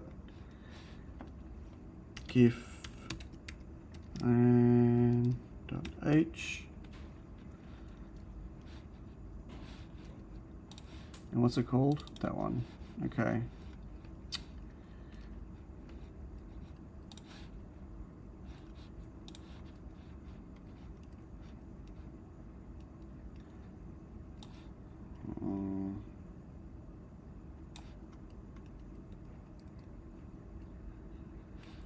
No, we're just going to, at the moment, we're not going to use GIF image. We're going to do that and that. So I don't know if this might work.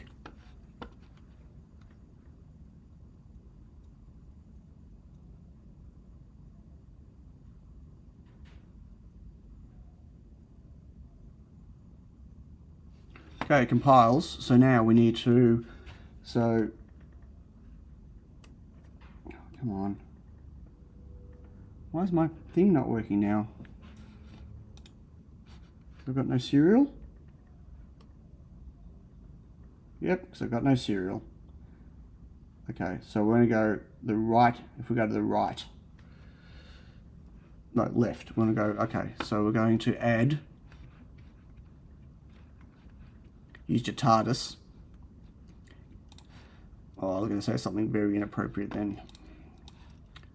Include faces, face, GIF player. That is what I called it, wasn't it? Yep. And then we're going to face, GIF player.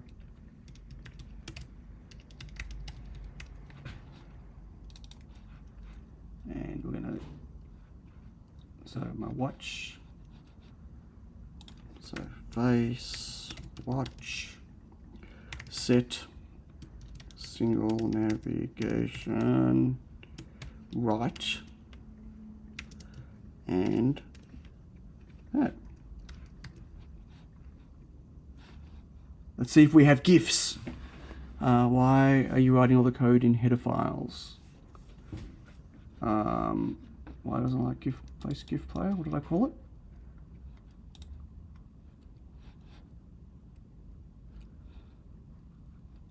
Oh, I've got an error. What?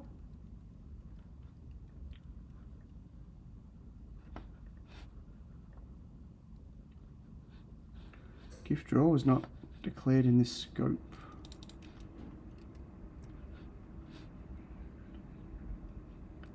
Not declared in this scope.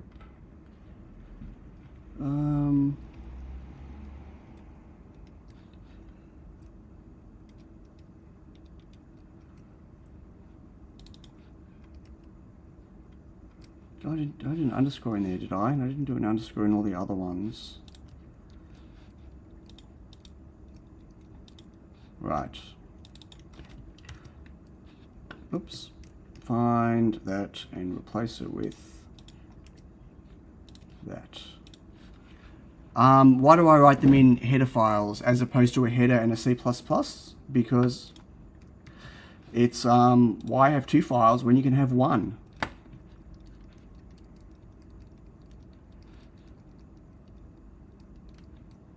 GIF draw is not declared in this scope.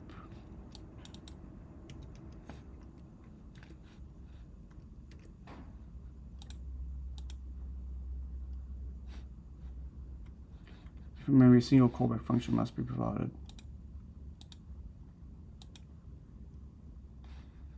Where's the callback? What? Ah, right, here. Oh, interesting.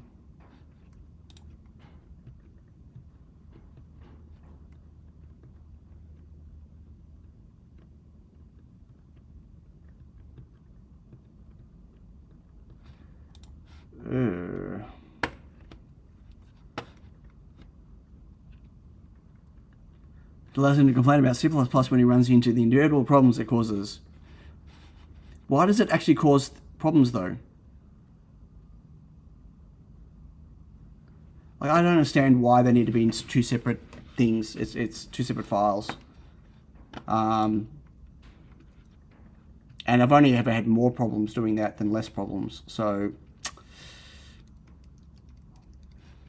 but you know, what do I know?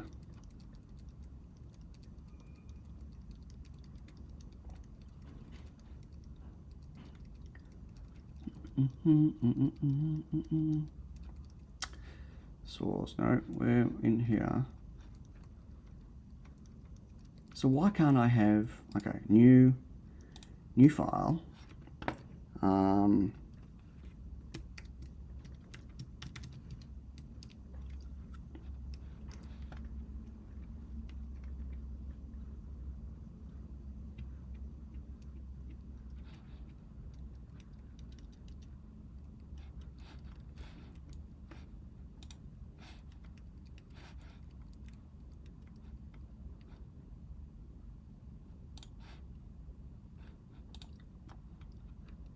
why can't I just, I don't know if I can, if this is going to work or not.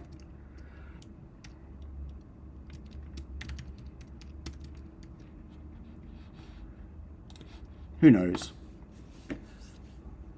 Nope.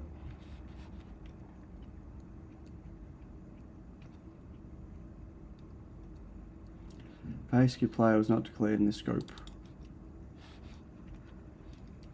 Oh, did I not rename?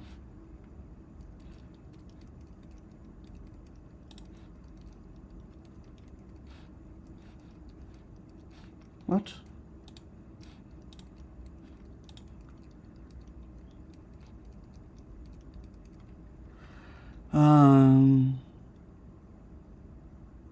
I'll DaVinci on in short order. Easy way to think. Head file is supposed to be seen multiple times in a project. The CPP ones. I understand that. Yeah. Look, I do sometimes. Look, so my display, my peripherals, I've set up battery, buzzer. You know what I mean? I have for some, but yeah, I don't know. I just, yeah.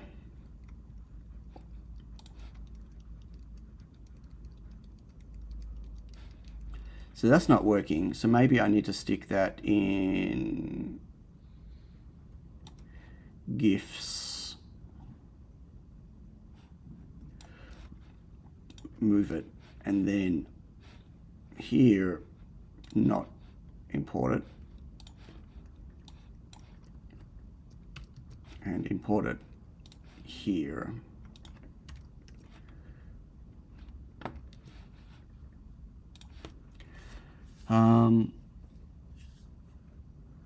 Let's check what's in my style. Yeah, I'm gonna write a style guide. That's gonna be funny.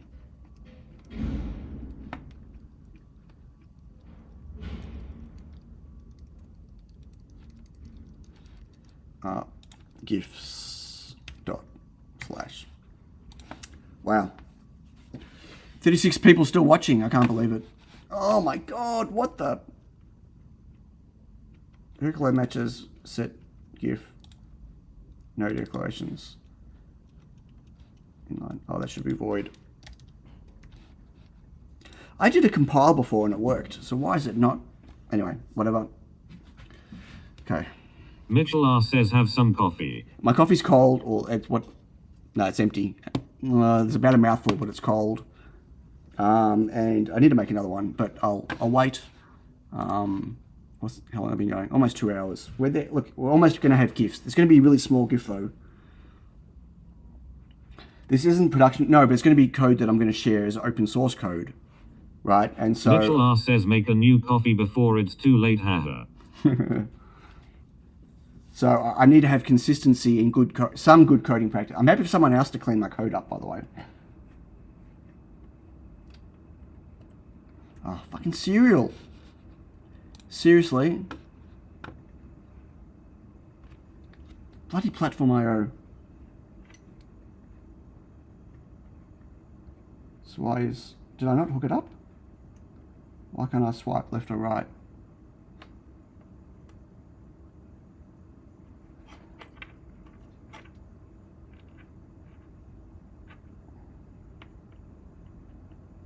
It's locked up. My GIF player has locked it up, it looks like. So if I restart it, it's going to work if I don't swipe to the GIF player. Oh, we're waiting for the... That works. That works. That works. As soon as we go that way, to the right, oh, yep, it dies. So the GIF player does not work.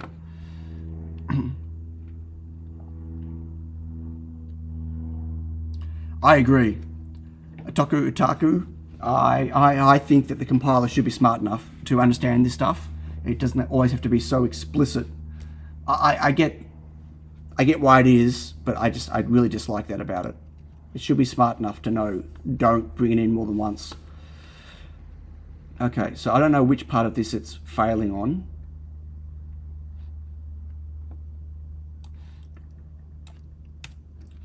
I don't know whether it's the, oh wait, we haven't set GIF. I'm not calling set GIF. That's probably it. Ball is set up equals false. I'm just going to do this. I'm not even going to, if not is set up equals true, and I didn't call GIF begin. There we go. Thank you. It wasn't me, but thank you. I only like to put header files where they can have universal access from all sketches.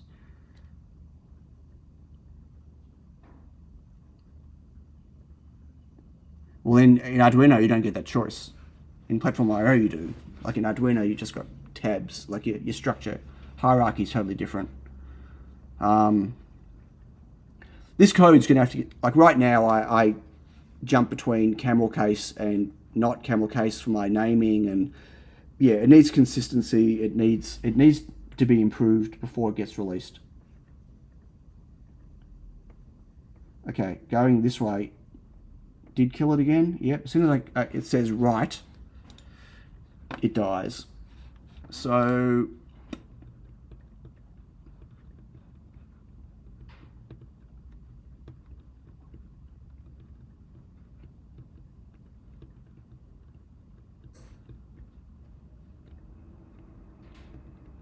I don't know if I can use this.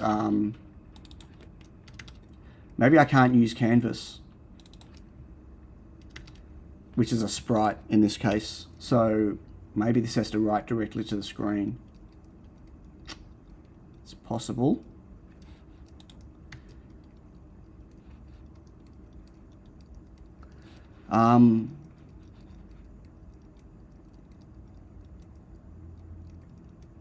Feel the same until I learned how the compiler linker actually works. Yeah, you all know, I've never hidden this, that I'd rather not be coding, right? I get that coding is a necessity for the type of hardware I make. And there's just me, so I have to code. But I feel like one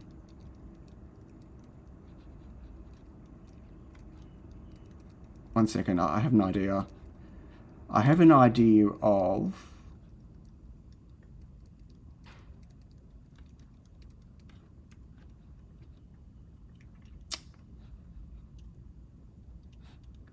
what's if I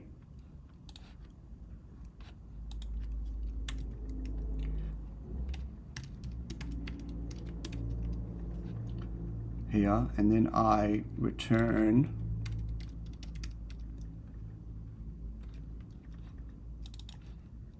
actually, what's if I just don't return and for the moment get rid of the boot screen and just make it go straight into the GIF player. Let's see what happens. Just so I can debug easier without having to swipe. Then I learned Hello 11 better coding, and that changed everything. It made it fun again. I would never call coding fun for me. I get I like when I have a result that allows my hardware to do stuff, but I don't enjoy the process of coding. I find it frustrating. I'm not a great coder, and I just not going to take the time to ever make my code look beautiful or fantastic.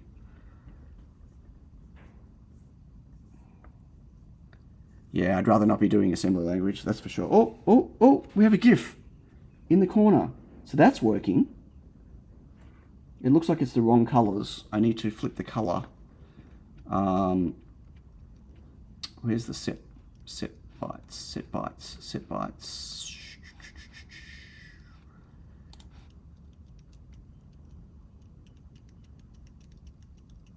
Where am I doing?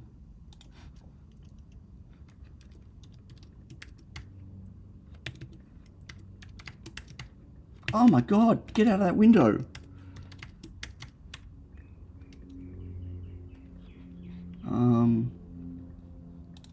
Set swap bytes. I think I have to do a set swap bytes in here. I need a bigger GIF. Does anyone have a, I'm sure he's got some, but I need the,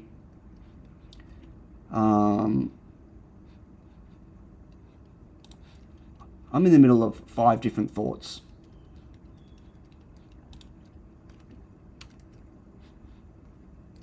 Maybe I need to do that in each one.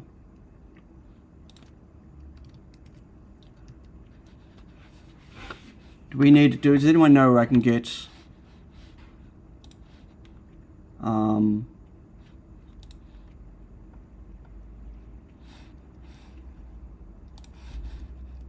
bigger GIF? Test images. There's Homer, Patton, Homer Tiny, and Badges. No, I need the C. I don't want a GIF. I need the C++ version of. I know I could just convert it, but maybe we'll just have to do that.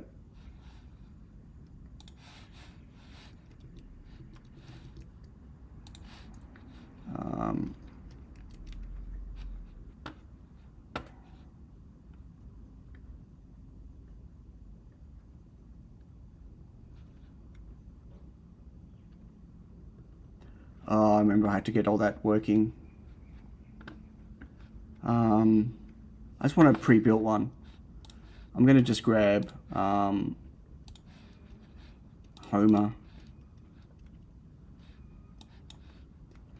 Yeah, I need it. I need a C++ header of it. So I need a GIF that's been run through this, of Larry's version of this, because it writes out the GIF.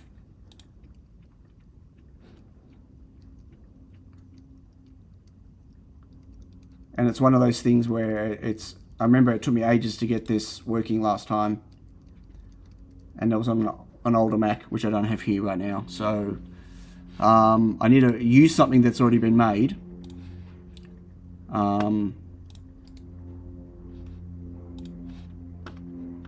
It's like, this is Homer.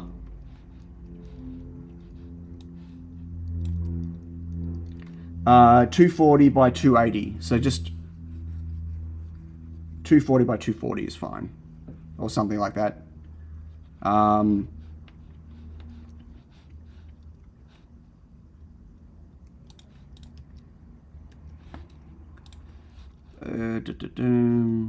the moment, I will get.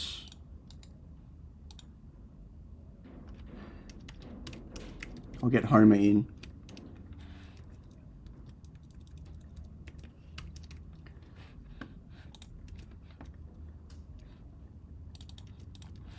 And I'll just use that for the moment. Oops. You randomly found it. That's good.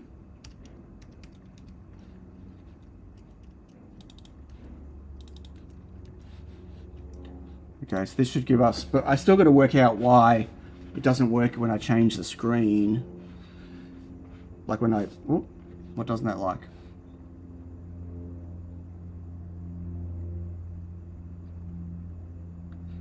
No such file. GIF Homer. Oh, Git. You reckon I write Git much?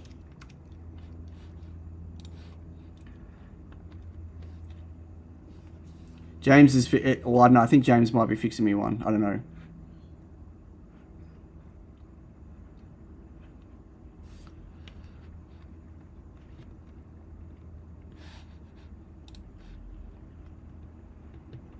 Come on.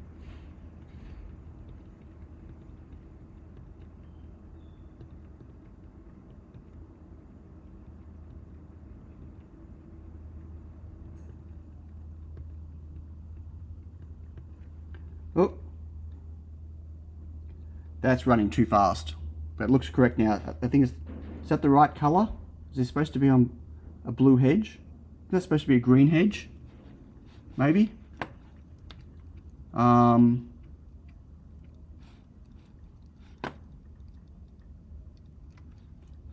I have to swap lights.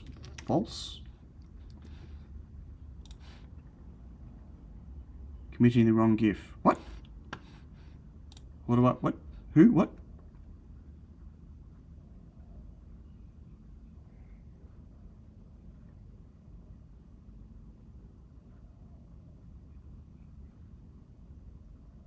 I'm committing a lot of crimes here. One of them is the wrong GIF, clearly. Oh, committing the wrong GIF. I get it now. Yep, sorry.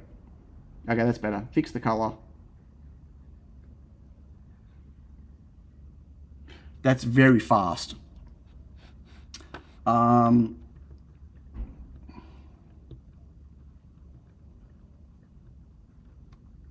he had a version that was slower. Get smart.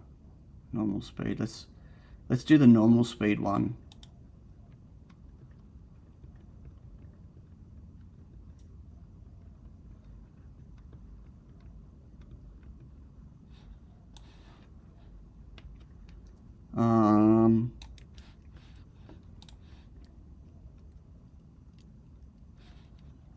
Is it the same? Open? Right.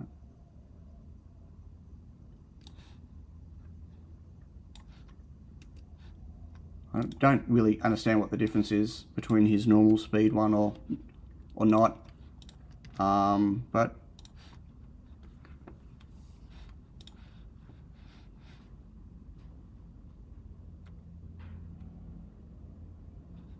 oh, the false and the true must be the right. Okay, that's the only difference.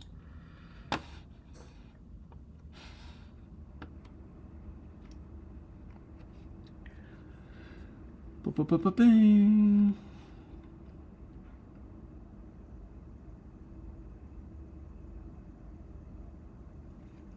That's better. Okay. So now the question is why it's not going to let me navigate because it's not set up to navigate. Why isn't it working if I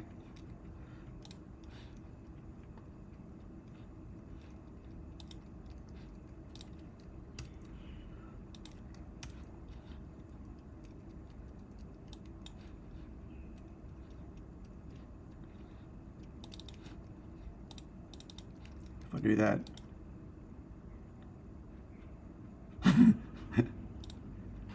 Did you have to go to optometrist afterwards? Wagon loads, get your eyes fixed?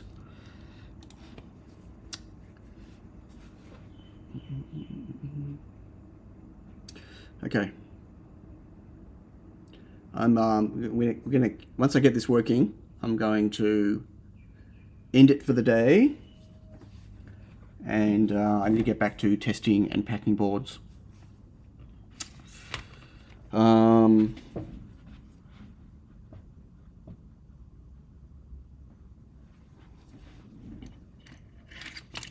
Serious question here.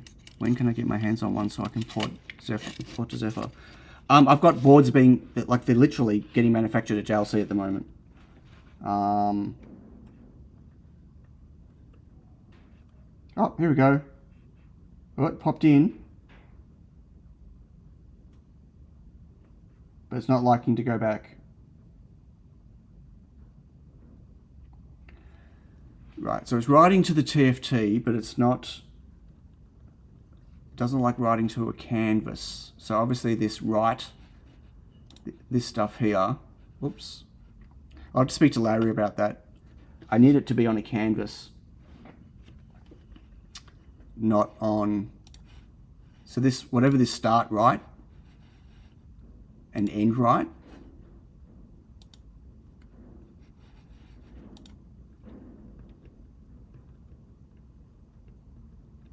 and this is playing the whole GIF one loop before it ends it. So we need to be able to interrupt it.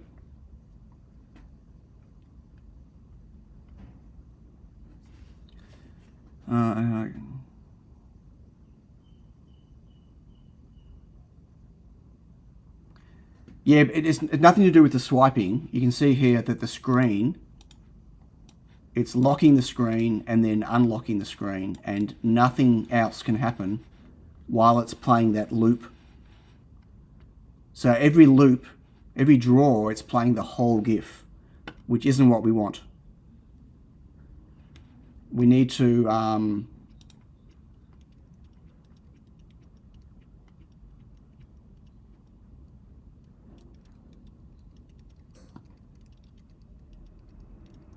I don't know how we set the, how we rewind it, but we need to go if I do it as an if,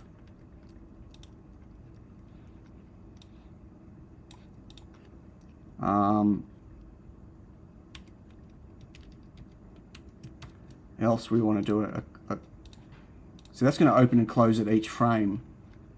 We don't want to do that. That's going to play it once and close it, and then open it, play it once and close it. Yeah, no, I got to do it the other way around. It's nothing to do with touch. My touch is working. It's nothing to do with that. The screen won't update. That this locks the screen out of being able to do anything. So my swiping,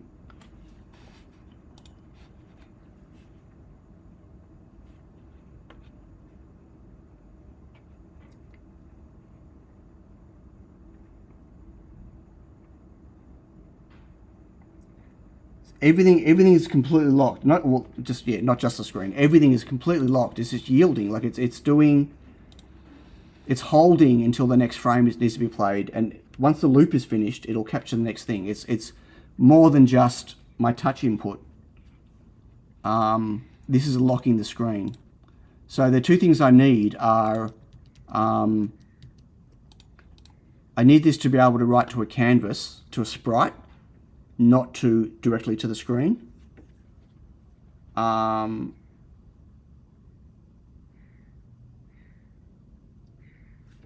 Or I need it to, wonder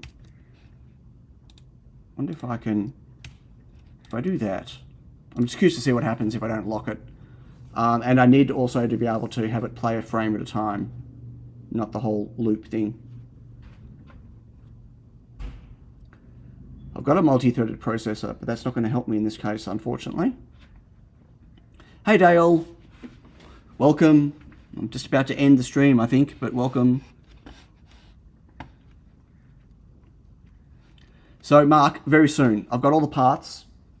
I've got the parts I've got enough parts here to make 10 boards. All my other parts are on the way already. They shipped, what day is it today? They shipped on Monday. The boards are being made at the moment. The buzzers, though, they haven't shipped yet. They'll be shipping probably Friday. The new buzzers I've moved to. So very soon, within a week or so, within 2 weeks. But I still have to do the RF matching. Ooh.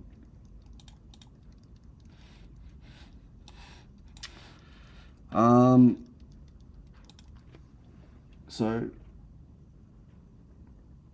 really, no scrolling again.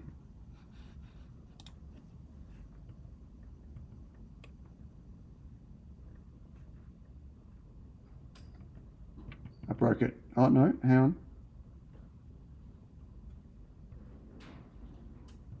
Yeah, it didn't like me scrolling. I killed it again with the swipe to the right. So it needs the start and the end right, and but it can't be. I need the. It's got to be anyway. It's got to be rewritten. Like I can't use this as it is. Actually, hang on. I had an idea.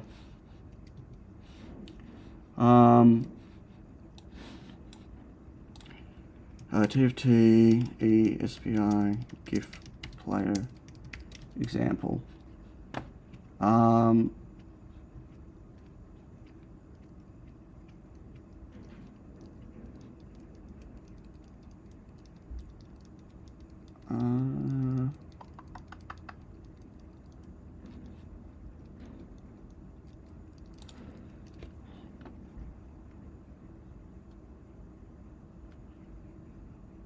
Sure, but I need to match it before I go into production, Mark. I won't make boards until they're matched. GitHub TFT ESPI. I thought he had a feeling. Is there a GIF example? He's got PNG images. Maybe that he's got no GIF example. I thought that he might have a GIF example. stacks of examples.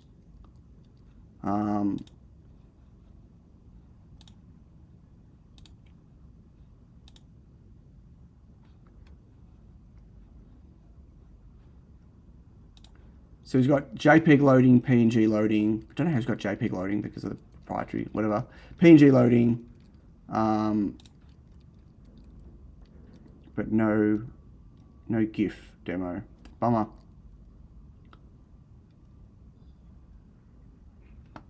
Okay, I'll have a chat with Larry.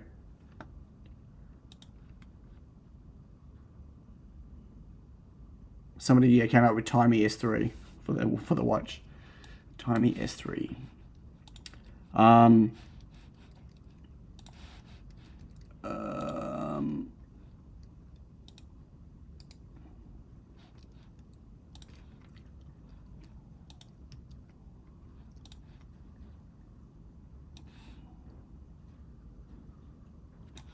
Wow.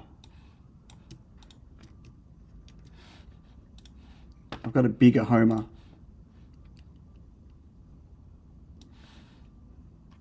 That one's too small.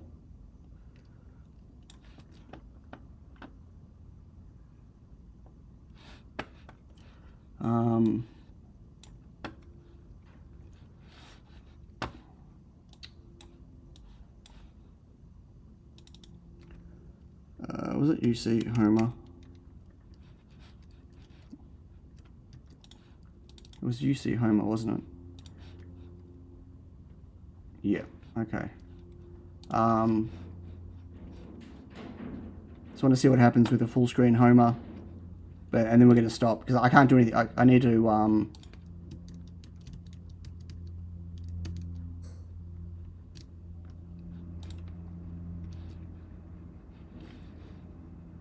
okay, let's just build that big Homer, and then we're going to end it. That's what Marge said. Big Homer.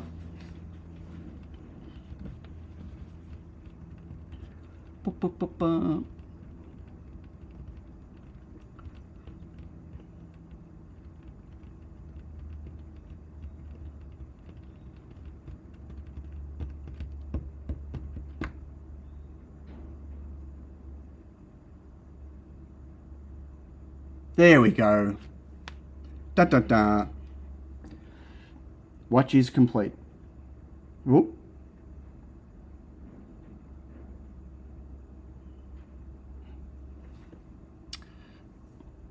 Thank you, James, for fixing Homer.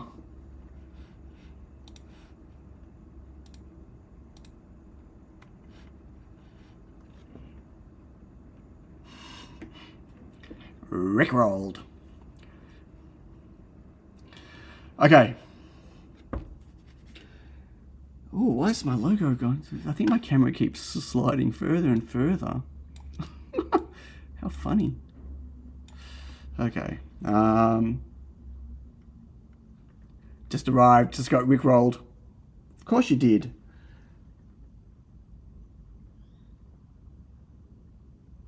Something hypnotic about it. And we're displayed as a background image behind the clock. No. You can write that if you want.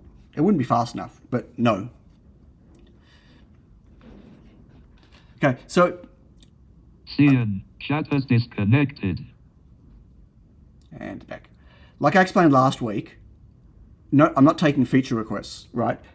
It's going to be an open source project. If people want to add functionality, they can add functionality. If someone wants to get a GIF playing in the back of a clock, they can make a face to do that, right?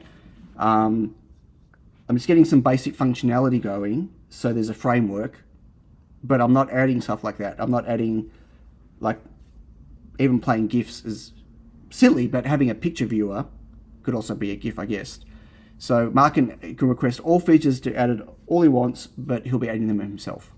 And so will anyone else. So, yeah. Catch you later, Dave. If it isn't just if it isn't something that is necessary for the framework, I won't be adding it. Sorry. Yeah.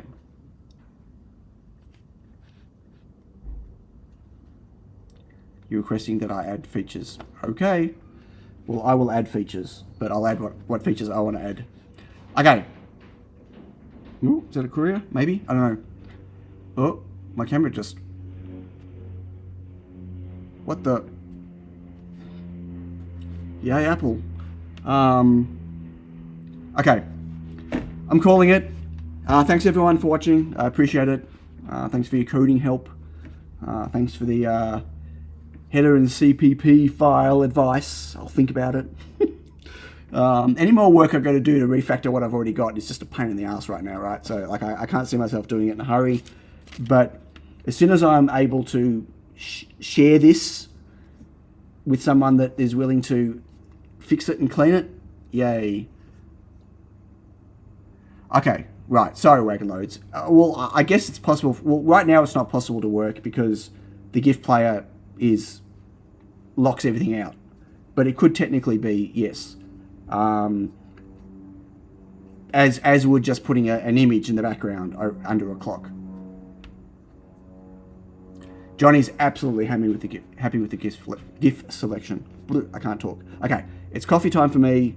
I'll keep you posted on Twitter and Discord over the next couple of days if I get a chance to fix this GIF stuff. But yeah, good progress, maybe. Not very fast though. Okay, I'm going. Stop rambling. Bye. Thanks everyone.